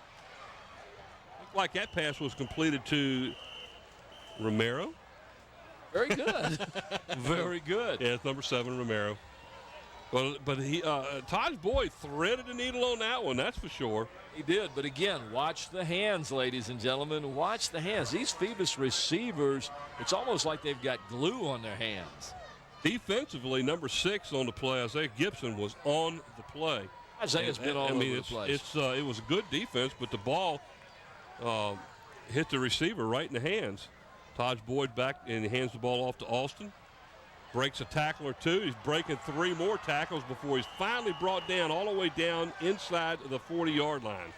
How many tackles do you think he broke on that one, Several. Pedro? Several. Several. What a great runner Sean Alston is. And we only got to see him for half the year last year. We're going to see him for a full year here as you watch him. Number 22 with the ball again off the left-hand side. 2, 3, 4, 5, 6. Well, that 5th one, it actually didn't break. But, folks, you're going to see that all year long, a full schedule for him this year. 1st and 10 down to the 38-yard line. Almost bobbled that ball. There's Alston again on the carry. Inside the 35, down near the 34. Give him a gain of about 4 on the play. Looked like the snap kind of went a little bit. It did, but did you see what Alston did when he got it? I mean, Taj made a great play to gather that ball in, and when he handed it off to Alston, there were two players in front of him laying on the ground, and he just simply jumped right over, and then, boom, took Here off. the Phantoms going in a no-huddle situation here, and again, there's Alston with a carry. Bounces the ball outside to the near side. What a stiff arm. And he is pushed out of bounds again by the Bruins. Again, number 6 on the play, Isaiah Gibson, he's playing all over the field. That was number 38 for the Phantoms. That wasn't Alston that time. Was it that 38? was Colby Goodwin as you watch the replay. He's the young junior, 5'10", 190-pound running back and defensive back. They bring him in to spell Alston every now and then. He's a good-looking young runner. One of the things Bob Gillen was talking about earlier was the fact that whenever either one of those two were on the field, they look alike, and they have the same running manners. There's Alston. Boom. Breaks a tackle all the way down inside the 10-yard line, and they're going to have a 1st and goal as right now the Phantoms can't be stopped. 6 feet, 210 pounds of running back coming at you, spinning, ducking his shoulder, following his blocks, finding the crease, slipping tackles. He keeps his legs moving, keeps his feet driving. It'll be real interesting to see what our halftime stats are. 1st and goal from inside the 10 as the Bethel Bruins will call their 2nd timeout of the first half. Oh, that's their 1st timeout according to the scoreboard. Now it goes down to 1, so it was their 2nd timeout. Mike, I got a question for you. Uh-oh. Did you ever play sports in Hampton High School? Maybe Bethel High School, Hampton High School, Kickinton High School, Phoebus High School? Yeah, but it's been an awful long time ago. It doesn't matter how long ago. It's probably been within the last 25 years because I know you're a young man. Thank you. If you have played sports at Bethel, Hampton, Kickinton, or Phoebus in the last 25 years, you might be able to see yourself on LSC, the local sports channel, beginning in October, because beginning in October, we will be running sports 24 hours a day. Did you hear me on that one, Mike? 24 hours a day, October the 1st. Don Sorrells, our chief engineer, just told me, October 1, 24/7, consecutive, on and on and on. We have those great flips there by the cheerleaders as we watch the Bethel cheerleaders. If I did that, I would break my back. Among a few other things.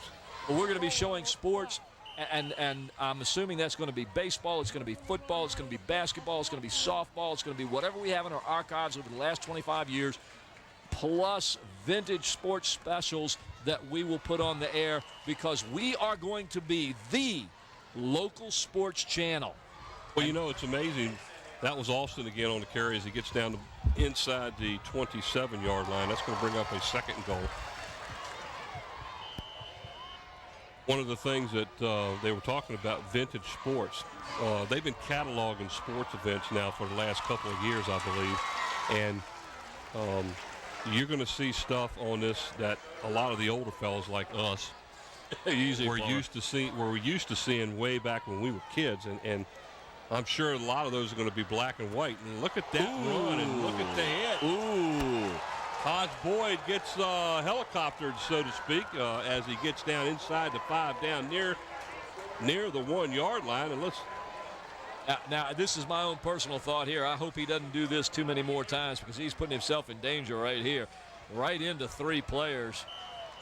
Ooh, you don't want to get injured on a play like that. Taj, take it easy, buddy.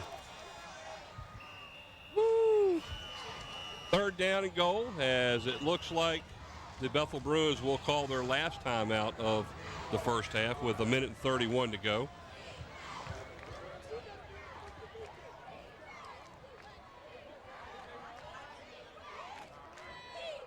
You're at Darling Stadium, Monday, September the 8th, 2008.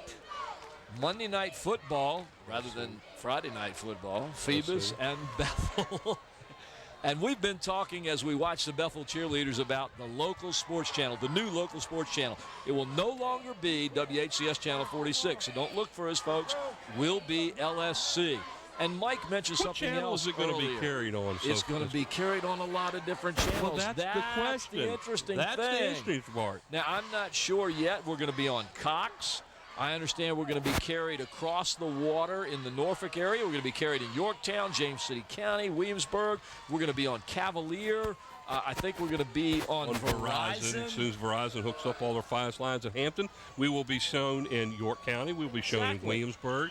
So the local sports channel will become a pretty hot and heavy item for the City of Hampton school system. Alston up the middle and into the score as Sean Alston goes in from 2 yards out. And that will extend the Bethel Bruin lead now to 25-0 here. And those of you that are watching the game that I'm at tonight, it'll extend the Phoebus lead. Yeah. I'm sitting here I have to apologize. He's trying to write stuff and add things down. Also scores from he's got his glasses on here trying to read the numbers. Phoebus High School 25, Bethel 0, 1:26 left in the second half as the Phantoms set up for the extra point attempt. Eric Crocker in there now for the extra point.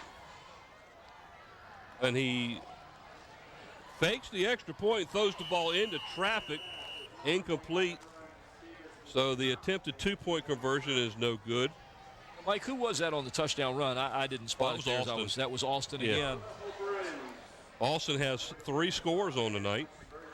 This one coming with 1:26 to go in the second quarter as the Phoebus Phantoms now lead 25-0 over the Bruins. I'm curious, like you, to see what kind of yardage that Alston has so far, as we're just coming up to halftime here at Darling Stadium, Monday, September the 8th, on a hot football night. I think what really is surprising me more than anything else is the inability of the Bethel Bruins right now to move the ball. As the Phoebus Phantoms defense is just absolutely stymieing in the first half. While we've got a quick little break here, ladies and gentlemen, I want to remind you that tonight's game has been or is being brought to you by Zooms, with locations throughout the peninsula to serve you. David Allen and Zooms, once again supporting athletes in the city of Hampton. By Kelly's Tavern, with some of the best food around. And they brought us some food tonight, Mike, and it was fabulous. I've also gotten word that, if I'm not mistaken, David Chubb and Terry McNamara from Tidewater Team Sports are in the stadium tonight. Oh, really? That's what I've heard. I think I got that information. In fact, there it is right there. David Chubb and Terry McNamara in the stands tonight from Tidewater Team Sports, and we want to thank them, Mike, because... You know, what would really be neat is if we could get them up here in the second half and actually talk to them, because they've been sponsoring high school football here with us now for some years. Many years. And it would be really neat to be able to have them, at least one of them, come up here and talk with us. And they're also one of their stadium corporate sponsors also, so they're going double duty this year. They are that, but I'll tell you what, they're nice folks, as you well know. They're the ones that put the logos on our shirts and sweaters and so forth, and they're also the ones that donate the T-shirts for the player of the game. After a gain of about 4 on the play, a pass this time was intended for the Bruins' number 7, Maurice Henry, and it's incomplete. That's going to bring up a second down, or should be a third down and 6 now. Once again, McGlone English not getting a lot of time. He's getting some pressure from the outside there. You can see it on the top of the screen coming from the left. He's just simply not getting a lot of time to throw the ball. Nope. Defensively, the Phantoms have just absolutely, in all phases of the game, stopped Bethel from doing anything. Here's a long pass down the sideline. That one was intended for Teddy Baycoat. Pass was actually overthrown out of bounds. And if I could tell you the numbers of the defensive players, it looks like number 38 was one of them. That'd be Colby Goodwin. And I believe number 35, Levante Battle, is the other defender on the play. That pass thrown into double coverage, but that's his favorite receiver for the time being, Baycoat. Of course, you know, they were the ones that were the quarterbacks together, and they're still good friends, and they have really learned to hook up. As you heard the coach say before the game, they've kind of throw with each other quite a bit. Terry Clark back in punt formation for the Bruins. And they're coming after the punt. Down he goes, and they're going to end up being flagged as the Bruins Looks like the Phantoms got to be just a little bit aggressive on that one. They were coming on that one, Mike. There were 3 of them there, and they were wide open. All 3 of them came in, so you can flip a coin as to which one actually made contact. Here it is right here. You can see this one. Watch all 3 of them as they'll come right through your screen from the left-hand side. Watch this. 1, 2, 3. Actually, they undercut him, so to speak, so I don't think that would be considered a roughing the kicker, so that might have only been a 5-yard penalty. Let's see what Mr. Dozier has to say here. Running into the kicker against the defense, it's a 5-yard penalty, remains 4th down. Well, you hit that one. So they'll move the ball 5 yards. They'll be about a yard short of the first down. And it looks like Bethel's offense has come back out on the field here. 4th and 1 at their own 47-yard line. 49 seconds left in the half. I think I'd go for this one, too, with a yard. Lone English this time goes up under center. See a little more running from Jontel Evans here. We haven't seen a lot from him. Lone English keeps the ball, goes up the middle. It just depends on where they mark it. And if you look at the guy, the referee coming from the far side, it doesn't look like he's giving him the mark. Let's see where they mark it at.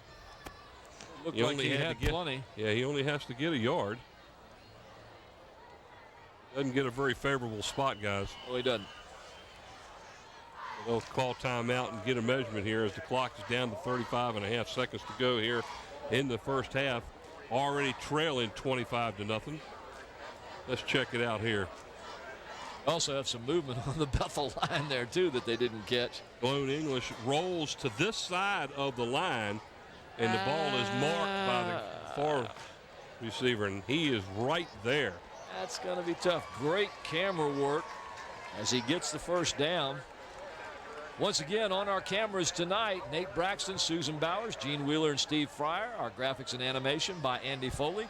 The slow motion instant replay, Mike Nowinski. Our camera control operator, Sarah Miles. Production and audio assistant, Renee Camden. The audio chief engineer, Mr. Don Scharouse. And the producer director, Scotty Bowers. Lone English to pass, misses an open target. And that was Jontel Evans out of the backfield as the ball goes flying right by him. He was wide open there. Well, there wasn't a defensive player within 10 yards of him. Now watch this, ladies and gentlemen, up on the right. You see number 14 just going out of your screen there to your left. He's open right now. McGlone English sees him, and the pass is right there, right through the hands. And as you can see, look, 5 yards either way, 7 yards either way, nobody near him. Lone English back to pass over the middle. Again, this time it was intended for number 7. Maurice Henry over his hands. We bring up 3rd down and 10 as it's sitting at 20 seconds to go now here in the first half. Lone English not able to connect here in the first half. Passes seem to be just a bit off so far tonight.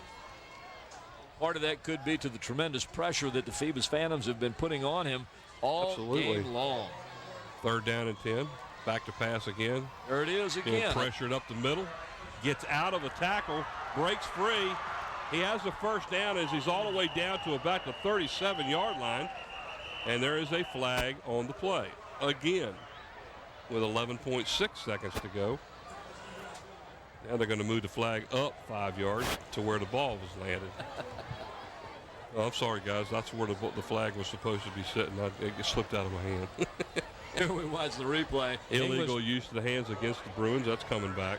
Lone English back to pass is flushed we just out. saw it.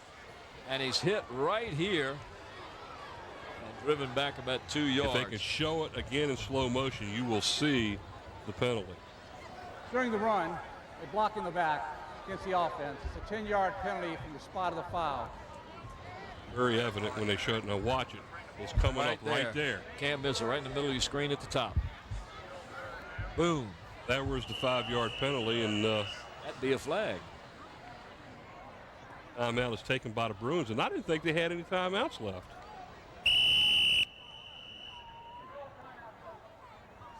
If he called timeout, that should be a flag because he doesn't have any timeouts. Isn't that correct, Tim?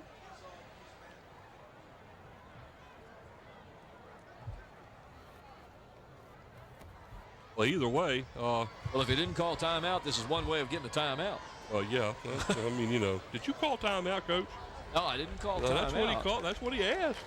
Jeff Nelson out there speaking with Mr. Dozier, trying to get an explanation, probably trying to express his case here. Either way, it's going to be a third down again. 11.6 seconds, as that's what's been sitting at for the last 2 minutes. 25-0. Phoebus out in front here in the first half. I guess he didn't get the answer he wanted. I guess he didn't call a timeout.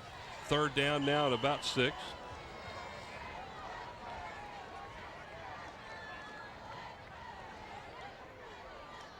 Back to pass, being flushed out of the pocket.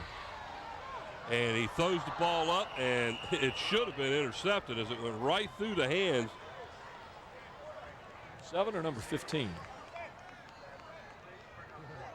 Ended 4. I was looking at the Phantoms' hands that went through. It looks like 38 on the play. So it went right through the Phantoms' number 38. That's Colby Goodwin. Good pressure by number 35 for the Phantoms, Levante Battle, as he blitzed right in there and almost brought down McGlone English. So we're going to have a 4th down and 6. And we're down to 5.7 seconds. And if you think you want to see a team's defense set up in a zone defense deep, look at the way the Phantoms are set up. 6 players that are at least 15 yards away from the ball. Here's a pass down the sideline, and right off of the hands of Maurice Henry down the sideline near the 25-yard line, as we have 1/10 of a second to go in the first half, and the Phoebus Phantoms will take over. That's 1/10 of a second. That's how good, as we watch the replay of McGlone English trying to throw this pass, that's how good those new scoreboards by Old Point National Bank are. We can go down to 1/10 of a second. And we also got to give props to Tim down there. He's the one with the finger on the board, the controls. Tim stopping and pushing and stopping and pushing. So the Phantoms will have the last play here before the end of the first half, as they currently lead this game 25-0. Big crowd. Nice big crowd on the Bethel side of the field. Yeah, it looks like Liam Neeson, famous actor. And it looks like they're not just going to sit there. They're sending 3 wide outs to the near side. In the shotgun, Taj Boyd takes the snap and then takes off running up the middle of the field, picks up a bunch of yards, slips through a tackle, slips through another tackle, and down he goes as number 11, Maurice Petro, as he actually brings them down inside the 40, down near the 39-yard line. And that will end the first half of play, as we will send it back to the studios.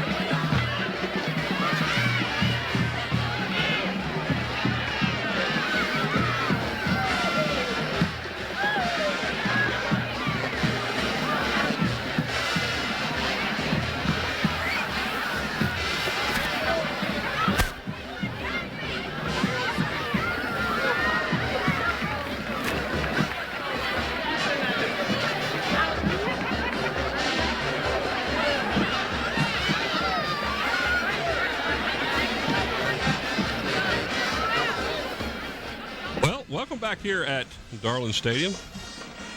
Mike Hauser, along with Paul Rowe, and the rest of the crew. A hot night. You know, there used to be an old saying way back, in TV. Somebody used to holler, Old saying. powder. Let me tell you something, folks. It's hot up here. Sweating just sitting here.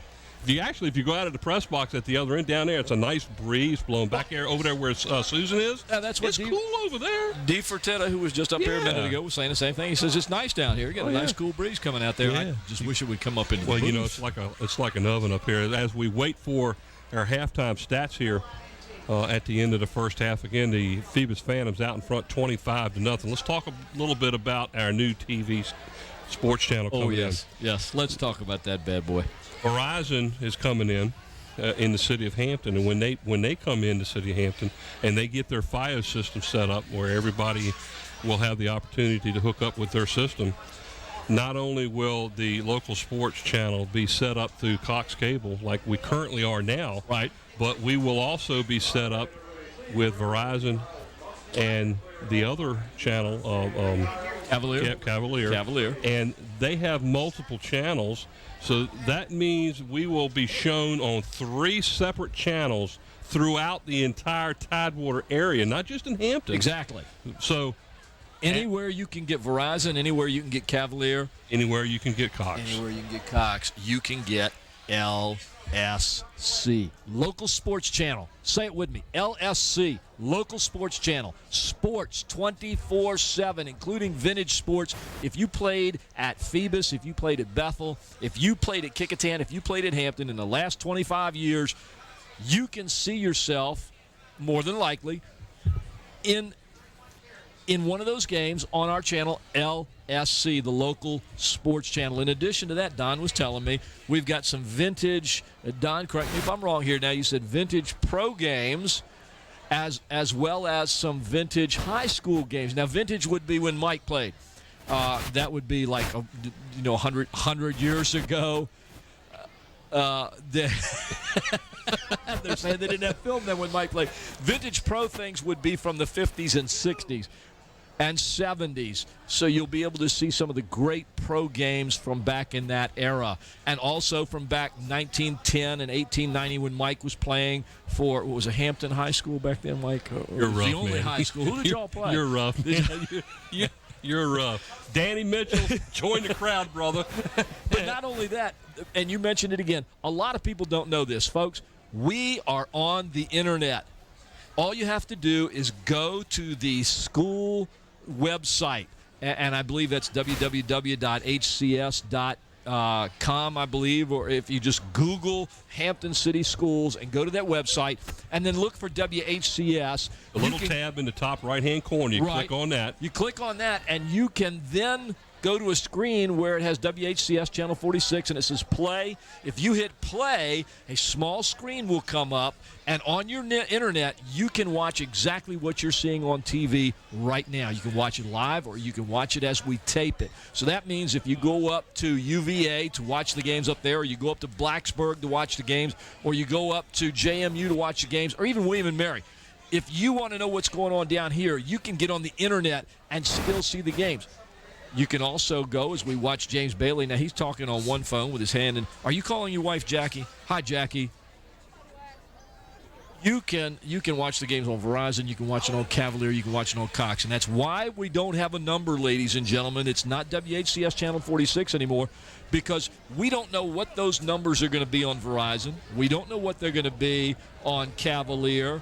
We don't know what they're going to be on Cox anymore, so we don't want to give you a number. That's why we're just going by LSC, the Local Sports Channel. And now we're going to, we've got some stats here, and we also have some footage of the plays that led to the touchdowns. Mike's looking over the statistics, and they're looking pretty telling, I can tell you that. Yeah, 208 yards total rushing on 31 carries in the first half for the Phantoms. We are waiting to get the Bethel stats, but Here's some of the stats and some of the replays. Here's the play when Alston takes off on the left-hand side for that nice long run. And here this is the one where he broke a couple of tackles. Several tackles. Goes all the way down to the 5-yard line. This was not Alston. I believe that was Goodwin, Colby Goodwin. And there's the touchdown by Alston there as he goes into the end zone for the Phantoms, their first score of the night. I was looking for Alston's rushing. Here we have another one. Here comes Alston as he breaks through the middle, spins out of another tackler and gains some more yardage. Mike, he's just been eluding tackle after tackle. And there's Dominique Davenport, number 62, a new addition to the backfield this year. They call it the elephant when he's back there. He gets it and goes in. And he's just a tough man. There's Alston's touchdown there. Yes, the ball was dropped, folks, but like we said earlier, as soon as he breaks the plane, that's a touchdown. Well, scoring in the first half for the Phantoms, Alston on a 5-yard run. We just saw that. Also, with 11:31 to go in the second period, that was the first play after the first period ended. Davenport goes in for a score. And that's Alston again on that 14-yard romp down with a gaping hole. Gaping, that's a big word. A gaping hole. That was the extra point attempt. That was defense very nicely. Once again, Isaiah Gibson, former Jones student, making a nice play for the Bethel Bruins there. Alston had 3 scores in the first half, 1 of 5, 1 of 14, and 1 for 2 yards. And here are our stats for the game. And we talked about what was telling about what happened in the first half. My goodness gracious. Look at how many total plays Bethel actually ran. 11 rushing, 2 passing. They only had 13. That can't be right, but that's what it's saying. That's only 13 total plays. To 36 for the Phantoms. My goodness. No fumbles by either team. Rushing was 11 for 24 yards for the Bruins, passing 2 of 11 for 4. I mean, the Phoebus Phantoms defense just absolutely stifled Bethel. 5 of 6 passing for a Boyd, 68 yards, and my goodness, penalties were penalties were a factor early in the game for Bethel. Every time you turn around, and that does not show how many penalties that were thrown that were declined. But penalties does not do away with the fact that those are dominating stats right there. Well, that shows it right there. 25-0. That shows the domination of the Phoebus Phantoms in the first half, and the Bethel Bruins have not come out on the on the field here in the second half yet, and you better believe that they're down there ready to go. You see them in the Bruins in the chute the right Bruins there. coaching staff. Jeff Nelson was probably handing it to him there in the halftime, trying to get these young men up a little bit because everybody really anticipated this to being a very close and low-scoring contest, but so far it's been just the opposite. And Mike, I just want to take a moment here while the Bruin players are coming out and the Phoebus players are across the way. Brent Musgrove and Andy Foley and I had the opportunity a week or so ago to go out to visit these 2 high schools to get pictures for the graphics because Andy just does a super job on this.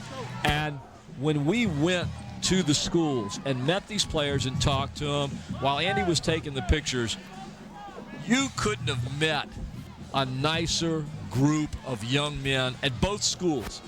We went to Phoebus and then to Bethel. It was always, yes, sir, thank you, sir, please. The polite, gracious, respectful. When we went over to Bethel, it was the same thing. These young men, as hard as they're playing out here, as great as they're playing, as athletic as they are just super people, super students, gracious young men. Parents, if you're watching, whether you're watching this live or whether you see this as we replay it, and we're going to be replaying it on Monday, September the 8th at 7 p.m., Tuesday, September the 9th at 7 p.m., Wednesday, September the 10th at 7 p.m., Friday the 12th at 7 p.m., and Saturday, September the 13th at 7 p.m. If you're watching this, you hug that child of yours if he's a member of the Bethel team or the Phoebus team, because when I met those guys, I was never so awed at the respect that these players showed us and how marvelous they were. Great kids. And speaking of great kids, it's a testament to the Hampton City school system on the academic athlete that we have and the great teams that we have, and the fact that these guys go to schools that passed, am I right, Dr. Russo? AYP. Gentlemen, how you today? He's got the mic. Everybody's been bragging about this broadcast tonight. You guys are just bragging. They said. Well, I thought he said bagging. They said, "Do we have new announcers?" No, those are the same old guys. They said they sound good this year. Same old guys. Here we go again. Everybody doing okay? We're doing yes, all right. sir. How are you? Good speech down there at the beginning of the game. Well, it's more or less a thanks to Old Point National Bank for the generous donation for giving us those 2 scoreboards, and it's great to see it out there. Hopefully next year we'll have some artificial turf on the field. And well, I went out there tonight, and that field is it's like a golf course. It is. It was. The city has done a great job of getting the field in shape, and that was one of the reasons we canceled or moved the game to Monday night, because we didn't want the field to get chewed up on Friday night, that's for sure. Well, it took the weather quite nicely. Well, and the grounds crew did a great job getting it ready for it, too. It's been a great broadcast so far, and we appreciate you guys and all the support you give on a regular basis. Oh, it's no problem. When you run the ship and you get us to the realm that you get us in the city of Hampton, it's easy to just kind of play along here. That's Mr. Rose. That's the employee part, you know. Oh, yeah. All right, guys, take care. We know. Dr. Rousseau, thank you very much. Thank you. Here we go to start the third quarter of play as the Phantoms kick off to the Bruins, and they'll start right off the get-go, and they will go from their own 24-yard line. Oh, and he was Russo complaining earlier that he didn't get one of these. Yeah, but who gave you that ball earlier? That was John Bain that gave it to me. Hands the ball up. Here's a replay of this run. He slipped the one tackle, but got hit right there. John Bain brought me that football because John Bain, of course, was my Little League coach, and I've known him for let's just say for a long time, and his lovely wife, Ann Bain. She's a lot lovelier than John is, of course. I'll say. But a lot nicer sometimes, too. Well, I don't know. John's real nice. I know his kids. Kids are really nice kids, too. Oh. Yes, they are. How they were his sons, I don't know, but Oh. John, I bet you appreciating that. He may not be hearing it now, but he will later. Gain of about 6 on the play. Dontel Evans is trying to get away from the defense there, and they just kind of smother him. He's lucky to get back to the line. They're not allowing him to do anything tonight, Mike, and Jontel's going to have to get going in order for this offense of Bethel's to do anything at all. They're relying on McGlone English tonight, and he's doing the best he can, but that Phoebus defense is pressuring him. We've seen it play after play after play. They're pushing right through the middle and clogging the outside, and frankly, he doesn't have a whole lot of time. Get back to the line of scrimmage. 3rd down and 5 now. Looks like McGlone English is now under center. Like a misdirection play. This time is handed off to number 1. He gets a nice run out of 10 yards, and that's Ray Brantley. Ray Bradley gets about 10 yards all the way out to about the 40-yard line. Here's a replay of the game last play. A little misdirection as Bradley takes the ball, gets breaks a couple of tackles, and gets 10 yards on the play. So that's one of the few first downs Bethel's had. 10:38 here at the beginning of the third quarter. The Bruins trailing 25-0. McGlone English hands the ball off to Evans. He scoots to the left and maybe pick up of a couple on the play at the most. That'll bring up a 2nd down and long 8. Now, we know that Phoebus is keying on Jontel Evans. There's no question about that. But that young man is going to have to get loose. He's going to have to get some blocks up there to spring him. As you see Jeff Nelson, the coach of the Bethel Bruins, right there. To me, I think the key is Jontel Evans running. They've got to get him going. That's going to give them some room to play. Hit as he lets it go, and it looks like it was dropped there by number 25. And to be honest with you, Ronnie Saunders, it was a good thing he did drop it, because there was 3 Phantom players ready to pounce on him, and they had lost even more yardage on the play. There is a penalty on the play, though. Looks like it's false start. Lone English grabbed right here as he throws. I think they hit him on the arm there, and that's kind of the reason that pass goes up like that. There's no way he was trying to throw it like that. He's surrounded there by Phantom players. The pursuit of Phoebus tonight has been inundated. It's just absolutely unreal at how much they are able to get back on defense and swarm around the ball. It looks like they declined the penalty. It's going to bring up a 3rd down and 8 now as the Bruins set up with 3 wide receivers to the far side, 1 down here to the near side. Again, Evans in the backfield. Snap back, fakes a pass, and then lets loose down the sideline right into the hands of a Phoebus Phantom player. It's intercepted. Is it 38? Like 36, but let me double check it for you. It is number 38. That's what I thought. I couldn't tell. It's Colby Goodwin, as he was kind of sitting back there in center field, waiting on the ball. Watch this pass. He gets the pump fake, gets him going, throws it out there. Unfortunately for McGlone English, Colby Goodwin is right there playing center field, and he just kind of grabs that one in. Well, as soon as he pump faked the pass, Colby the was right there. just went straight to the receiver because that's where it was thrown to. 1st and 10 now as the Phantoms stop the drive by the Bruins on an interception. Let's see what Phoebus is going to do here as we start the second half. 9:46 left in the 3rd quarter. 2 wide outs this time, and there's a flag thrown in the by both referees in the backfield here, in the defensive backfield. And let's see, does Bethel have too many players? I believe they do. 1, 2, 3, 4, 5. They do. I can count them. They got 12 on the field right now. You can count to 12. Yeah, look at them. Ladies and gentlemen. The problem is they haven't figured it out that they still have 12 on the field. There comes the player off. I mean, all 12 were just standing there. So, sooner or later, one of them had to come off. So 5-yard penalty on the play. That's easy 5 yards for the Bruins, and bringing up a 1st and 5 now as the ball sits at their own 28-yard line. Set up in the I formation. Second back through Sean Austin as he gets the ball near 1st down territory out near the 33. He's close. We'll have to wait and see where they mark it. And he had, 102 yards in the first half alone. Is that correct, Mike? That's correct. So he's starting off right where he ended the first half. He had 18 carries for 102 yards in the first half. Not bad.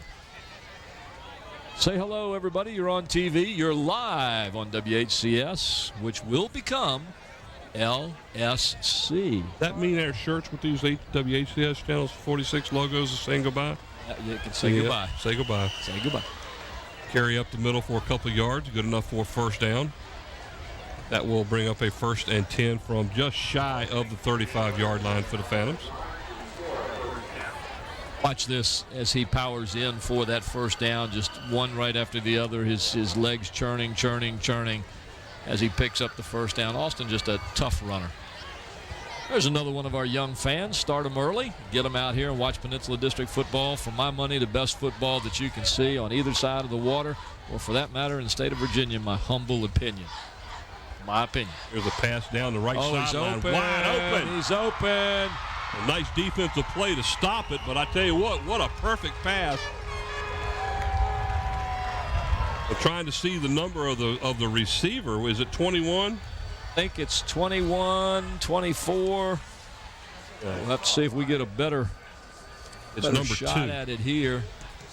The reception was by number 2, and that is Newkirk. Omen Newkirk. Nice pass by Taj Boyd down the right sideline. Great catch as he ran up under that and stretched out to make that catch in full stride almost. Just as a reminder to everybody watching this game live, both Paul and I equally are having difficult times, seeing the numbers on the uniforms that Phoebus have this year. They're white jerseys and they have white numbers with the blue outline, and from way up here it's kind of hard to I tell you what, we get a better view. Honestly, we get an actual absolutely great picture by our camera crew because we get up close-up views where we can almost see the numbers. Exactly. Even right now, looking at it, the numbers are kind of hard to see. At that distance, they're very hard to see from here on the screen and out on the field. So Almost it's impossible. even further than that. The phantom numbers. All right, I hear you. Second down and 10 now as that pass was incomplete. Now, see there, we can see the numbers just like you can on the screen. But Boyd back to pass. Down to the he's got far corner. Overthrows the intended receiver. And if he had caught that one, he probably would have been out of the end zone. That was a pretty pass, though. Just a little bit long. Isaiah Gibson, number 6, on the coverage there. A little bit shorter, and that pass would have been a touchdown. That'll bring up third down and 10 now for the Phantoms. You think they're making some money at the concession stand tonight? A lot of people at this game here, and hopefully there's a lot of people at home watching it live on WHCS Channel 46. The young man on the cell phone. There's some of the Bethel band members there. Well, I guess that's the Bethel side. What do you think? Yeah, well, you might think so. I wouldn't think they'd be over there on the Phoebus side. Boyd back to pass, hands the ball off, and nice a delay to Alston. Up the middle, inside the 10, down to about the 9-yard line. That's a great run. Nice, like a run of about 14 on the play and a first down for the Phantoms.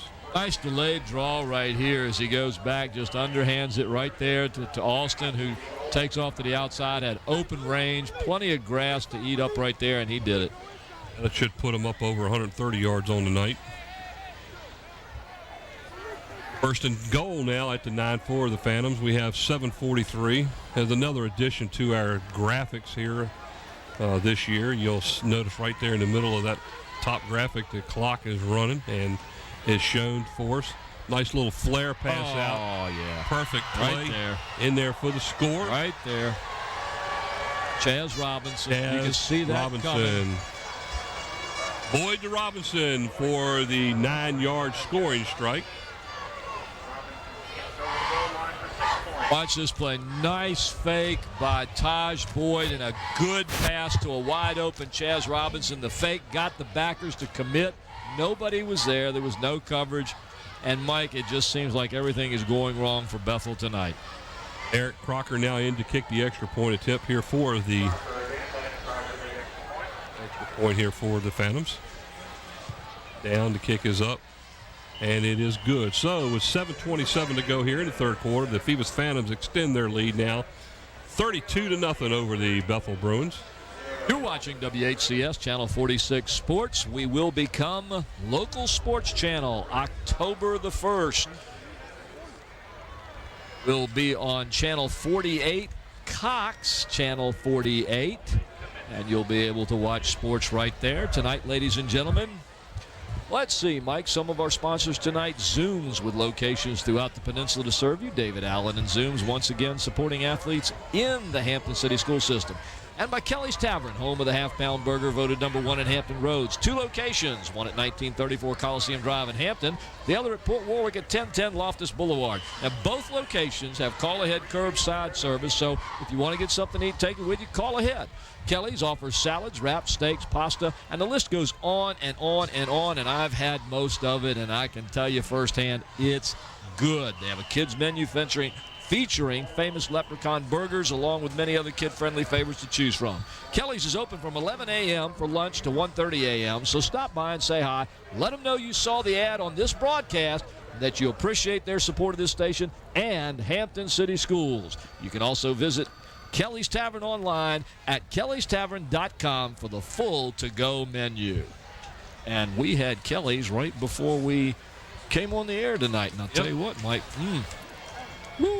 good stuff. They were sponsors for us last year, and they supplied us with meals prior to each game. And again this year they're doing it, and every one of us appreciate it, and very good food. Yeah, my wife and I, Pam, go to the one in Port Warwick because we live up in York County, and that's just a wonderful place to go.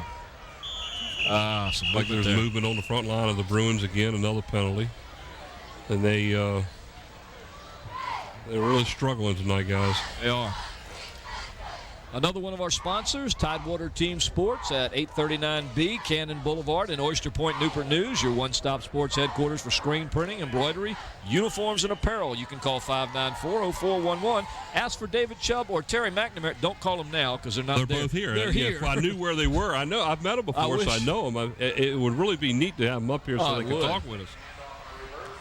A little bit of a reverse play that time to They've got a neat little place up there. You've seen more of it than I have. They're right on the side. Nice little building there, right near the hotel in the city center area up there.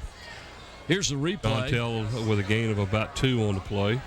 See, this is where John Tell usually is at his best. He finds those holes and gets there. But tonight, well, the Phoebus Phantoms the defense for the Phantoms they're shutting down. They're just shutting everything down. Here's a little short pass underneath, and it's completed to the Bruins' number 3, Teddy Baycoat, and I believe that's the first time he's actually been able to get a completion.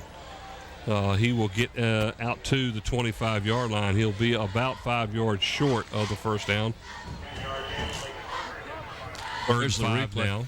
That's just a quick, short pass. He went under the coverage, and they were able to complete that one. Oh, there was a pass over the middle to number 7, Maurice Henry. And I'm going to tell you something.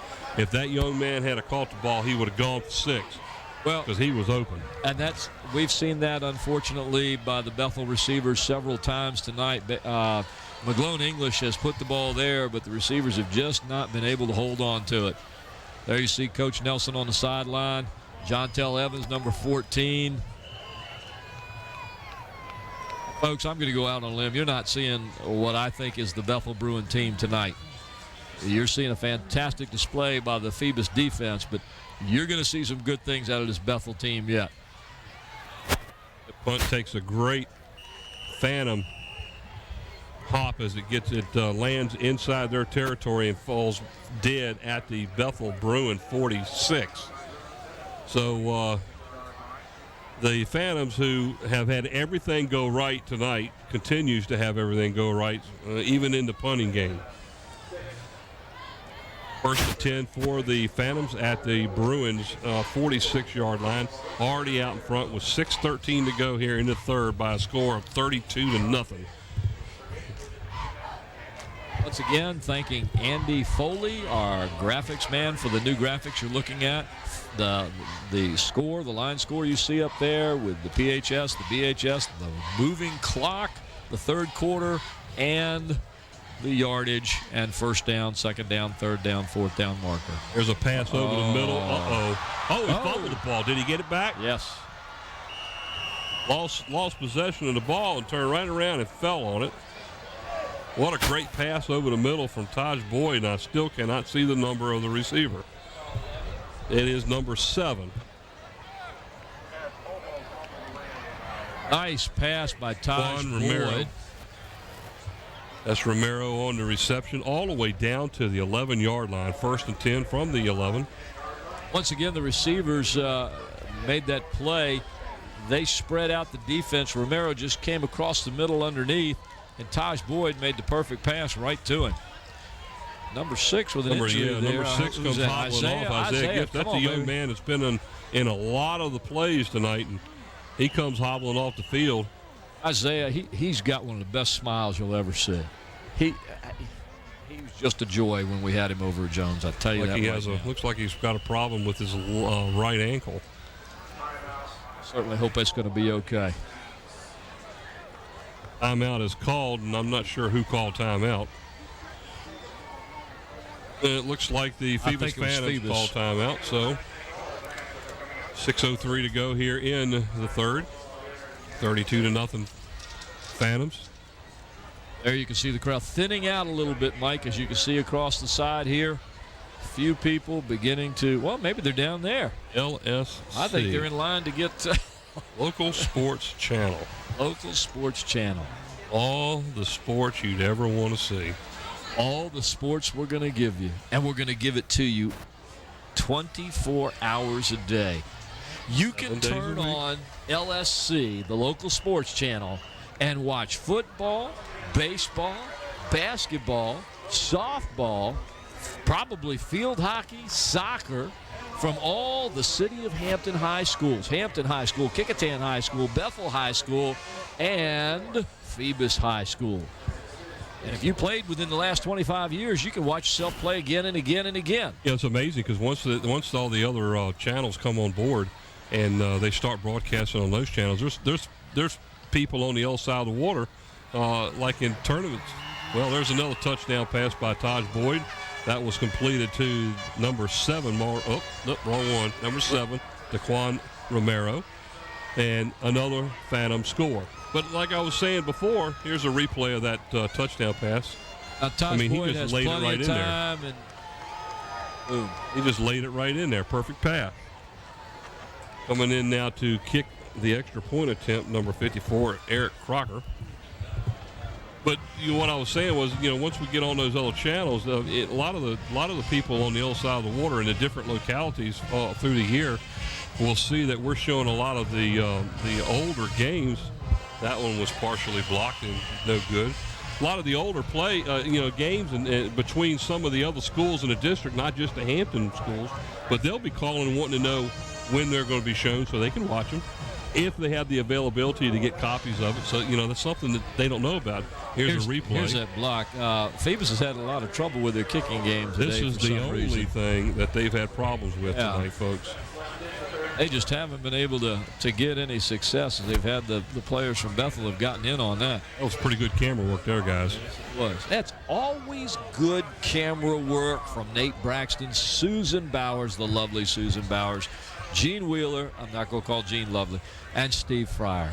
Our graphics and animation from Andy Foley. Andy Foley.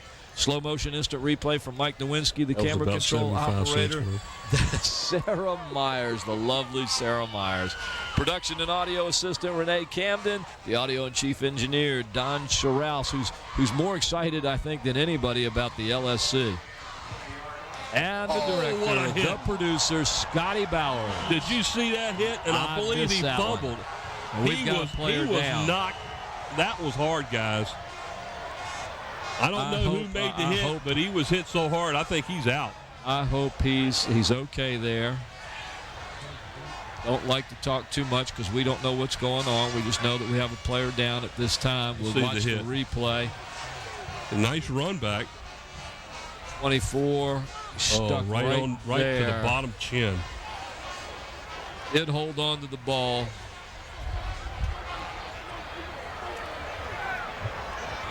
They didn't hold on to the ball. He fumbled it. Oh, that was dirt that came out there. The ball is being set up right now. 1st and 10 for Phoebus. He did lose the ball. I mean, he was hit so hard, he probably doesn't remember holding it. Watch this. Well, I know that flew out. That's he actually loses the ball. Hit right there. Ball is going out right now. That ball's gone. If you keep it going, you'll notice all the players are going after the ball right there. He was leveled.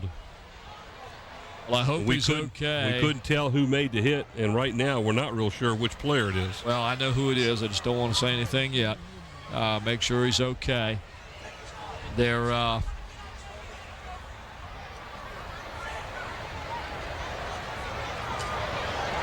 But what we'll do is just sit here and talk about our news. Oh my!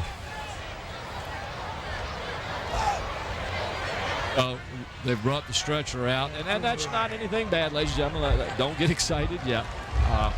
They just want to make sure everything's okay here, I'm sure. One of the things about Peninsula District football, we have medical technicians on site at all times. The ambulance is here at all times. If anything happens, no matter how minor it is, they will attend to the player and make sure that they can get him back on the field as soon as possible. But more importantly, make sure that he is okay and get whatever is wrong fixed up on him.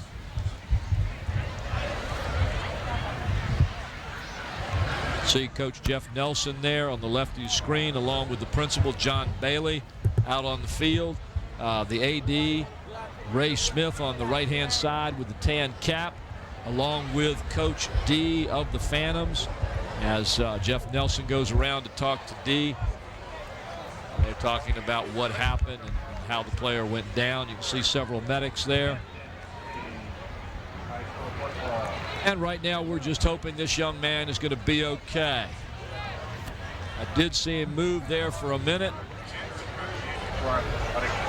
They'll get the board down. They'll secure him on this. They'll take him to the hospital for observation, I'm sure. Make sure that he's going to be all right. 5:39 to go here in the third quarter. 38-0 the Phantoms out in front. As if you can get a wide angle, you'll notice that both teams are all down on their knees now, just getting a breather for each one of them now as we wait for the medical team to take care of the necessary actions out on the field for the injured player. And Mike, you mentioned part of it. Both teams are down on their knees, and at this point, it's not your team and my team anymore. This is just a game, and this young man has played ball with all of these guys for years and years and years, and he's one of them. And everybody is concerned about this. It could have been anybody here that got injured. And this young man is known by quite a few players on both teams, and I'm sure they're all concerned. I'd also like to thank their own sponsors this year. The U.S. Marine Corps and all that it stands for. So visit Marines.com to learn more about the many benefits and opportunities of earning the title U.S. Marine. We don't accept that. And last year, talk a little bit about score-wise. I believe once the score got to a certain point, didn't they start using a running clock? Does that rule still go into effect this year as it did last year? I'm not sure, Mike. Normally that's in the... Last year it was 35 points, but I'm not sure. Is that in the second half or in the fourth quarter, though? At any point in time in the game, the score had become a 35-point spread. I was under the impression. Again, that's what I thought. But we are in the second half. I don't know. I'm not sure of that one, so I don't want to say anything. You are in it? Okay, they are in a running clock situation. Obviously, the clock is stopped at this point for this particular reason. But once they get going again, they'll crank the clock up and let it go. And second half really will start to go by a lot quicker.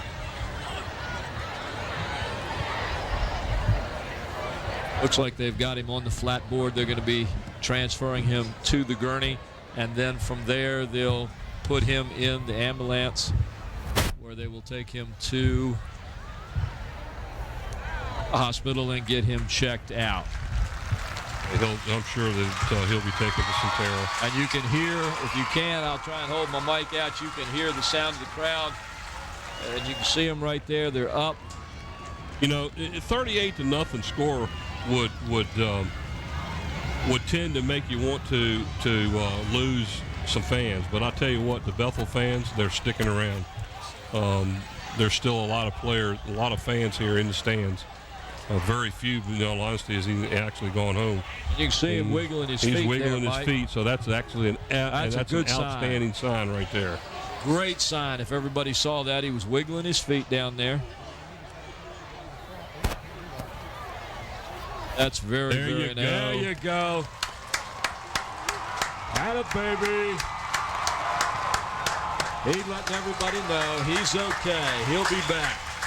Now look at the Phoebus players going over to him, ladies and gentlemen. I told you earlier in the game when I met these guys, some of the nicest, most respectful young men you'd ever want to meet. And there's an example of it right there. Even the crowd was hollering his name. They all know who he is. I don't know the policy. I'd rather not mention his name right at this point. There you see one of the cheerleaders, Christina. She's a little worried. Well, when play resumes, the Phoebus Phantoms will take over 1st and 10 at the Bethel 25-yard line. That hit resulted in the fumble. There you see him giving the thumbs up sign again one more time. Yeah, this is precautionary right now. So exactly. we feel he's in good hands, and Well, the fact that they're taking him to the ambulance rather than bringing the ambulance onto the field speaks volumes right there. And the fact we that have he seen put up it. the thumbs That's up. right. We have seen it where the ambulance has actually been driven on the field to the player. But this time, we think he's going to be okay. He's probably just being taken for precautionary reasons.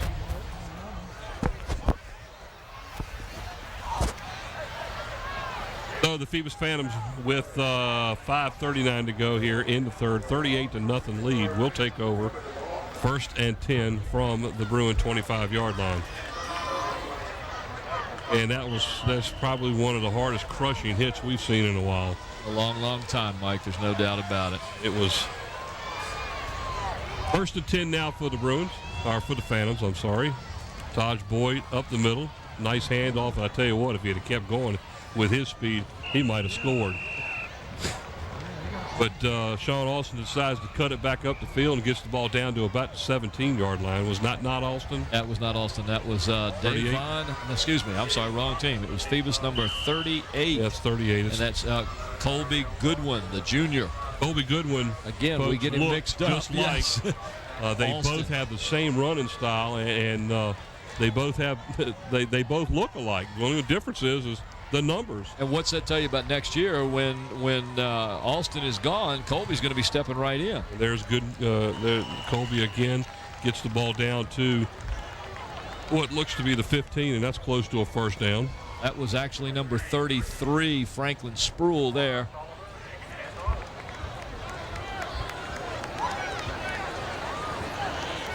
Let's see. I've got my glasses, and I'm trying to see my binoculars, and I'm trying to see the numbers. And looks like that the Bruins now are just doing a lot of substituting. That's Colby in the back. He is now the deep back. I'm trying to see. He looks like 25, which would be Chaz Robinson is the fullback now. 38 on the carry. He gets down inside the 5. Where he gets knocked out at. That is Colby Goodwin as he is down. It looks like he's forced out of bounds at about 7.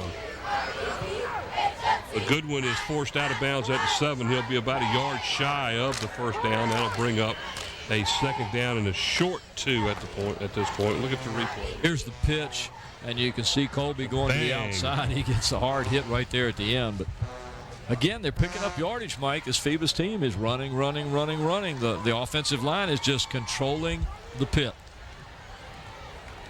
Colby again. We got a flag. Outside. And he's brought down near the 5-yard line. It's 33 there. 33 this time. That's Spruill, I believe. 33 is Tolliver. I'm sorry, that's right. I keep looking at the wrong sheet up here. Well, at least you can see the numbers sometimes. Yeah, this is one of the few times that the Phantoms have been thrown with a flag tonight. That's a holding call. 10 yards from the spot of the foul. That will remain second down. Looks like 2nd and 12 now. And right there on the screen, folks, you can see the KHS, HHS, HCS. That is where they had a little bit of after the ceremony, that's where some of the VIPs could go, watch the game, kind of relax a little bit. Representatives from Old Dominion, I was going to say. How about Old Point? Old Point National Bank. As they donated 2 new scoreboards to Darling Stadium. We would like to thank them for that. Uh-oh. Oh, right through the hand. What a great, that's a new quarterback, too, in there, by the way, folks. That's number 10. That's still him. And Mike, number 5 for the Phantoms, Markel Wilkins, was wide open in the end zone. Taj Boyd gets turned around right here. He's able to keep his feet. Now look behind. You can't see it. There's a shadow right there. If we keep moving the camera, that shadow was wide open. That's Markel. He was wide open. 3rd down and goal now. I'm sorry, it's 3rd down, not goal. It's 3rd down and 12 from the 17, inside the 17-yard line. About a minute and 44 left in the 3rd quarter here at Darling Stadium, Monday, September the 8th, 2008. Taj Boyd is in the shotgun, back to pass. Back into the right corner. And what a great catch and a pass that was. And you look through Number the binoculars, I look through here, and I'm trying to tell. I can't see. Number 5 is Kara. Is that who it is? Yeah, that's who it was. Markel Wilkins on a fantastic Watch this, touchdown catch. Number 5. Watch the leap right there. Right in that corner. What a great play. Nice pitch and catch. Nice timing pattern there for both parts as you see Boyd the feathery touch that Boyd has. That's some of the plays that he's really worked on during the offseason when he went to those football, quarterback camps. Oh, yeah. Extra point attempt. And, I almost wish we had his dad up here to talk to us about those camps, because I understand from Brent that it was just a fantastic experience for the young man. We've had a lot of quarterbacks in this area go to that Elite 11 camp. Yes, we did. So the Phantoms now extend the lead to 45-0 with 1:31 to go here in the third quarter. We are using a running clock, so once the play starts again, they'll start her up, and that 1:30 will go real quick.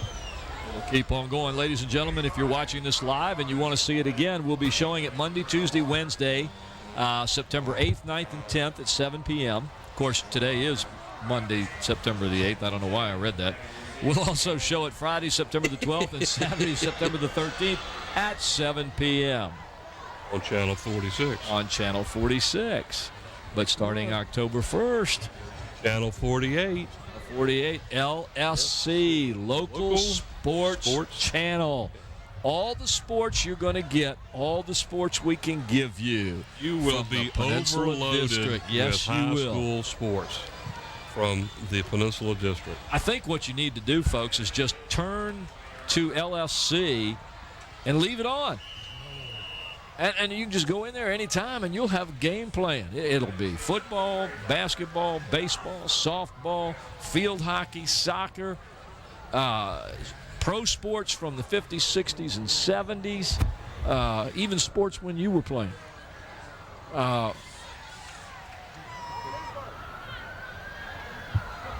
Please remember that starting October the 1st, all the games that you're now watching on Channel 46 will be on LSC. Channel 48. Which would be Channel 48 on Cox. I don't know what it's going to be on Verizon and Cavalier. All the live games will be on Channel 48.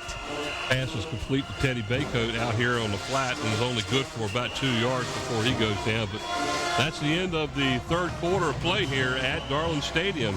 At the end of 3, Bethel trails the Phoebus Phantoms 45-0. You're watching WHCS Channel 46 Sports from Darling Stadium as we bring you Peninsula District Football. Now, there's one other thing, too, Mike. We talked about the internet a little while ago. People that are watching tonight, or people that may be watching one of the recorded shows here in the coming week, please remember that you might have grandparents or relatives that don't live in this area. Well, maybe they live in Ohio. Maybe they live in Idaho. Maybe they live in California. Maybe they live in Florida. I have a son that lives in Japan. Maybe in Japan. Yep. Even in Japan or Ireland. I've got a friend in Ireland, and he can see it over there, And he'll be able to watch the TV sports there because he can see it on the internet. All you have to do is go to the Hampton City Schools website. Look up in the right-hand corner, find WHCS, click on it. It'll come up with WHCS, and you can click on WHCS Live and then click play, and you'll be able to watch whatever is on our channel. And when we become LSC, you'll be able to see all of that on the internet anywhere you can get the internet. And I believe that pass over the middle is incomplete. I believe Scotty was telling me that he's working up a deal with the newspaper. Is that not true, Scotty, to be able to put the schedule and all on there so people can actually go and see our schedule for once we get going? So getting a schedule published so people can actually see times and dates for a lot of the rebroadcasts and also the live games is coming. Incomplete pass. That brings up 3rd down and 7. The draw up the middle.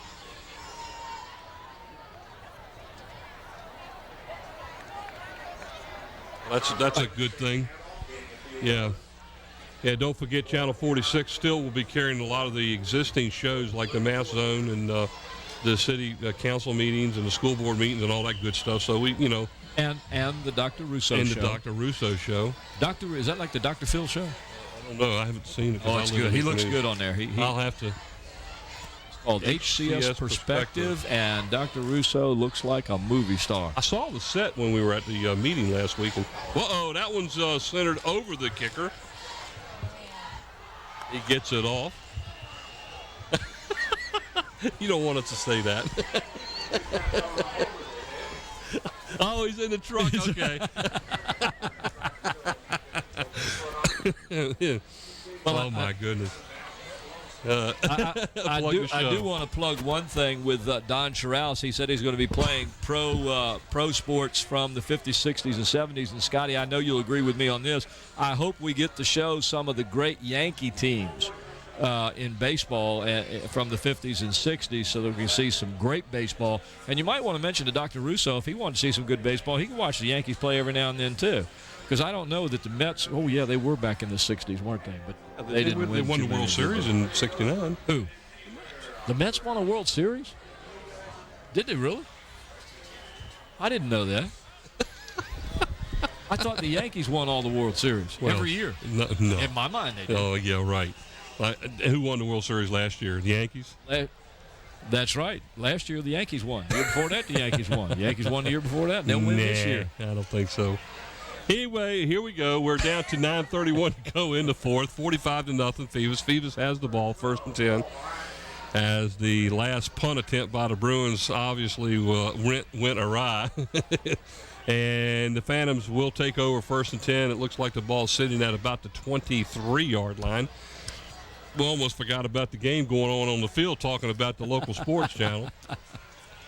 Well, we want to make sure that people know so that when they go to see the games that they won't go to the wrong channel. We want them to go to LSC, Local Sports Channel, and that's going to be on Cox Channel 48. Now, we don't know what it's going to be on Cavalier or Verizon. That carry right there was on number 33, Tolliver. That's who is that number 9 for Bethel? That's Darryl Walker coming off the field, hobbling a little bit. Just a little bit. That could be heat. Gain of about 3. 2nd down and 7. I think we'll Phantoms probably have a new quarterback in there too, by the way. Paul Morant is now the quarterback for the Phantoms.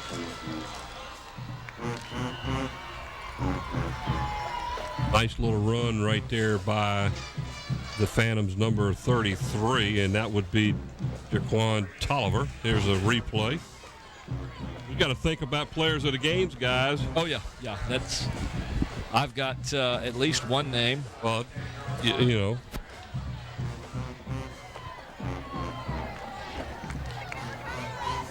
Right there, yep, that's one. That's no doubt. An obvious one right there. Now we have to decide what we want to do here. 1st and goal now as the ball sits at about the 7-yard line.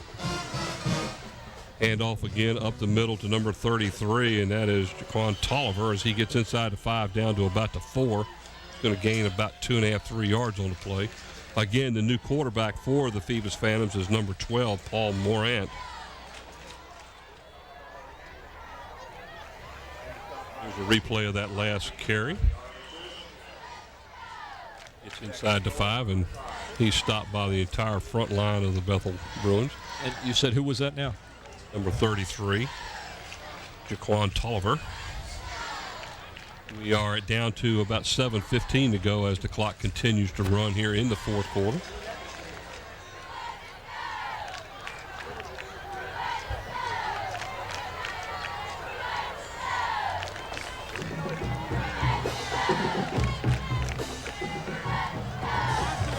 Pitch back to number 33 again. Tolliver, and he's down inside near the 1-yard line. That'll bring up a 3rd down and goal at the 1. We're trying to decide at this point in time who our players of the games are. We will pick one player of the game for each team.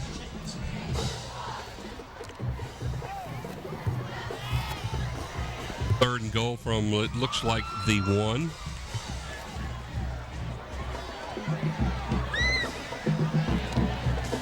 And the quarterback keeper, number 12, Paul Morant, goes in for the score as he keeps it himself, extending the Phoebus Phantom lead now to 51-0. Here's the replay as we see him go in for the score.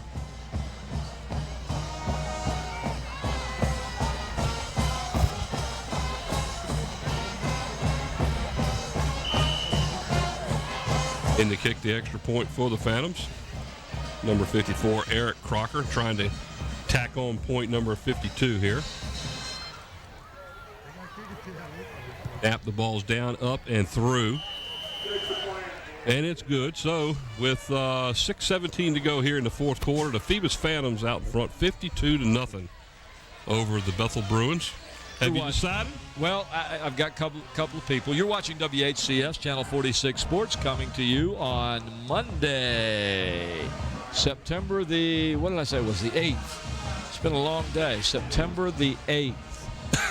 September the 8th. 2008. 2008. Just think if it was 30 days ago. I wish it were. I wish it were. I wish it were. I was on a cruise. Oh. So how's the first couple of weeks of school gone for you? Well, each day has followed the one before it, and it's gone, 24 hours at a time, so it's not a problem at all. Why? Has your days not been going that way? So far, the days have been I just wonderful. figured I'd ask you how the new school year is going. That's all. Well, you're over at most teachers will tell you that the beginning of the school year is the best part of the year because everything's new, everything's fresh, the kids are excited, the teachers are excited. You're doing something new, you're setting up your lesson plans, you're going through what you're going to be doing for the first 9 weeks, and it's really great. Phoebus has 12 players on the field. Let's see if anybody catches too many. I don't think they called it. Saw 10. They didn't call it. 1, 2, 3, 4, 5, 6, 7, 8, 9, 10, 11. No, there was 12 on there because when the guy came running on the field, I was counting them all the way across, including that, and they had 12 on there. They had a confusion as to who was supposed to come off the field, and they didn't do it. There you see the tackle of that last return. But the Bethel Bruins will take over 1st and 10 at their own 39-yard line with 5:05 to go on a running clock. There we are. Nate sitting up there and Nate smiling Braxton. and giving us a wave up there, Nate. Say hello, Nate. Nate Braxton right there on the right-hand side, and there's 52-0 here on a running clock. Hand off to Evans. Picks up about 5, 6, 7. Fights his way for about 12 on the play. Let's see where they end up marking it. Should be up there near midfield. That's one of his best runs of the night, yardage-wise. There's Susan up there. Hello, Susan. As we watch the replay, it cuts right into you as you see Jontel Evans coming around the right side. Susan's a sweet young girl. Picks up 12. Have you ever met her parents? Yeah. Yeah, she was telling me tonight she bought her a house this summer. She's tickled pink about that. Evans again on the right side. Picks up about 2 yards and is hit by about a half a dozen Phoebus Phantom players, and finally down he goes. So Evans is going to pick up about 2 on the play. And I tell you what, Evans has had it rough tonight. Every yard he's gotten tonight has been a war. I want to see him in the next game because this man can flat out run. I mean, it's just fun to watch him. It is. He's and so off the quick. field he now comes. And I tell you what, the young man battled. He was just. It almost looked like he was kind of outmanned today. He was. And he's got to be pooped. He was. Flags everywhere. McGlone English had a tough game, too. He stayed in there. He has done everything he can to try and get this team going. But like you said, that defensive line for the Phantoms has just been too tough tonight.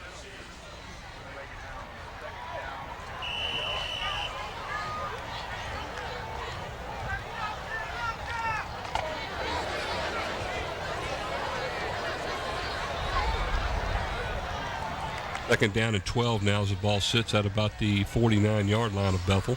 McGlone English drops back to pass. Sets up. Takes off running and down the right side, down the sideline, and looks like he goes out of bounds near the 40-yard line.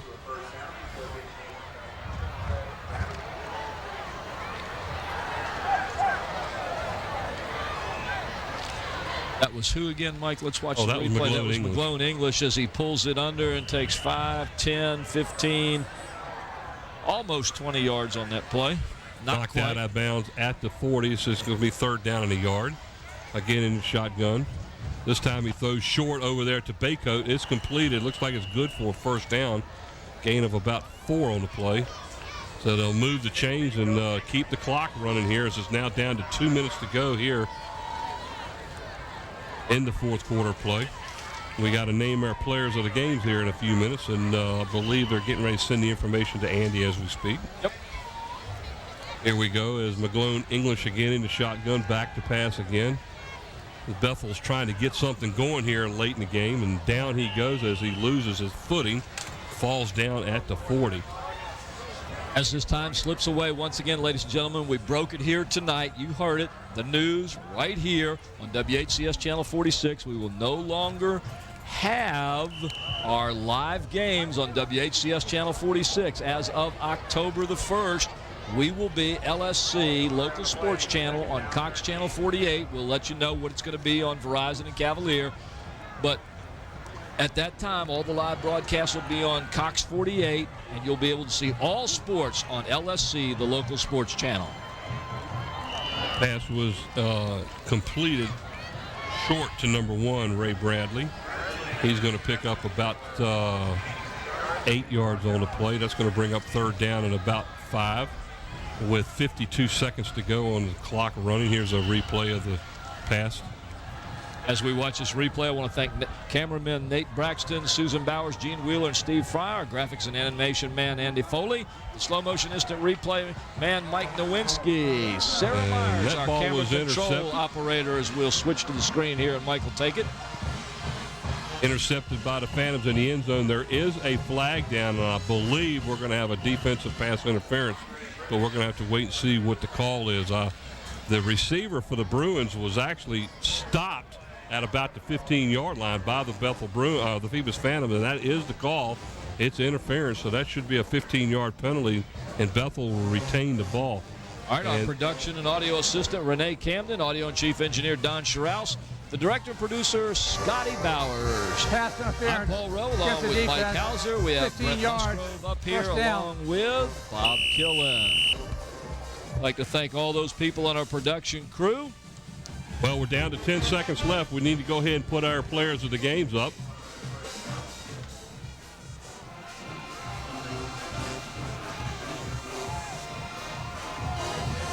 We're going to be running short of time here. It's Andy, you got the player of the games ready? All righty.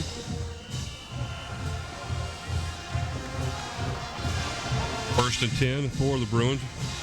Under 10 seconds to go. McGlone goes and tries. Oh, he is flattened. Incomplete pass into the end zone as time will continue to run. And we have come to the final score here at the end of the game. Phoebus Phantoms win this one 52-0. And we need to go ahead and let everybody know what the final player of the games were. Go ahead and tell them who they are. Players of the game for the Phoebus Phantoms, Sean Alston. Alston with over 104 yards rushing. And for the Phoebus Phantoms, a young man that was all over the place defensively, number 6, Isaiah Gibson. He blocked a couple of passes, disrupted a couple of plays, was in the backfield, did a real good job. So those are the players of the game. Sean Alston for Phoebus and Isaiah Gibson for Bethel. Ladies and gentlemen, tonight's game has been brought to you by Zooms, with locations throughout the peninsula to serve you.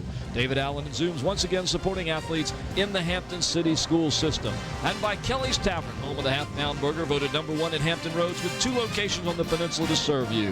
1934 Coliseum Drive in Hampton, and in Port Warwick at 1010 Loftus Boulevard. and by Eric Thompson Realtor. Contact Eric at 685-3127 or reach him at www.findhrhomes.com.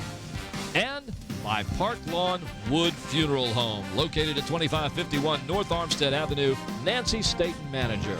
And finally, by Tidewater Team Sports. I'm sorry we missed David Chubb and Terry McNamara tonight. They're at 11839B Cannon Boulevard in Oyster Point, Newport News, your one-stop sports headquarters. Tidewater Team Sports. Mike? Final score, the Phoebus Phantoms 52 and the Bethel Bruins nothing. Mike Hauser along with Paul Rowe, Brent Musgrove, and Bob Killen along with the rest of the WHCS Channel 46 TV crew. So long, everybody, from Darling Stadium. You've been watching WHCS Channel 46 Sports, but next time it'll be LSC, Local Sports Channel. Good night.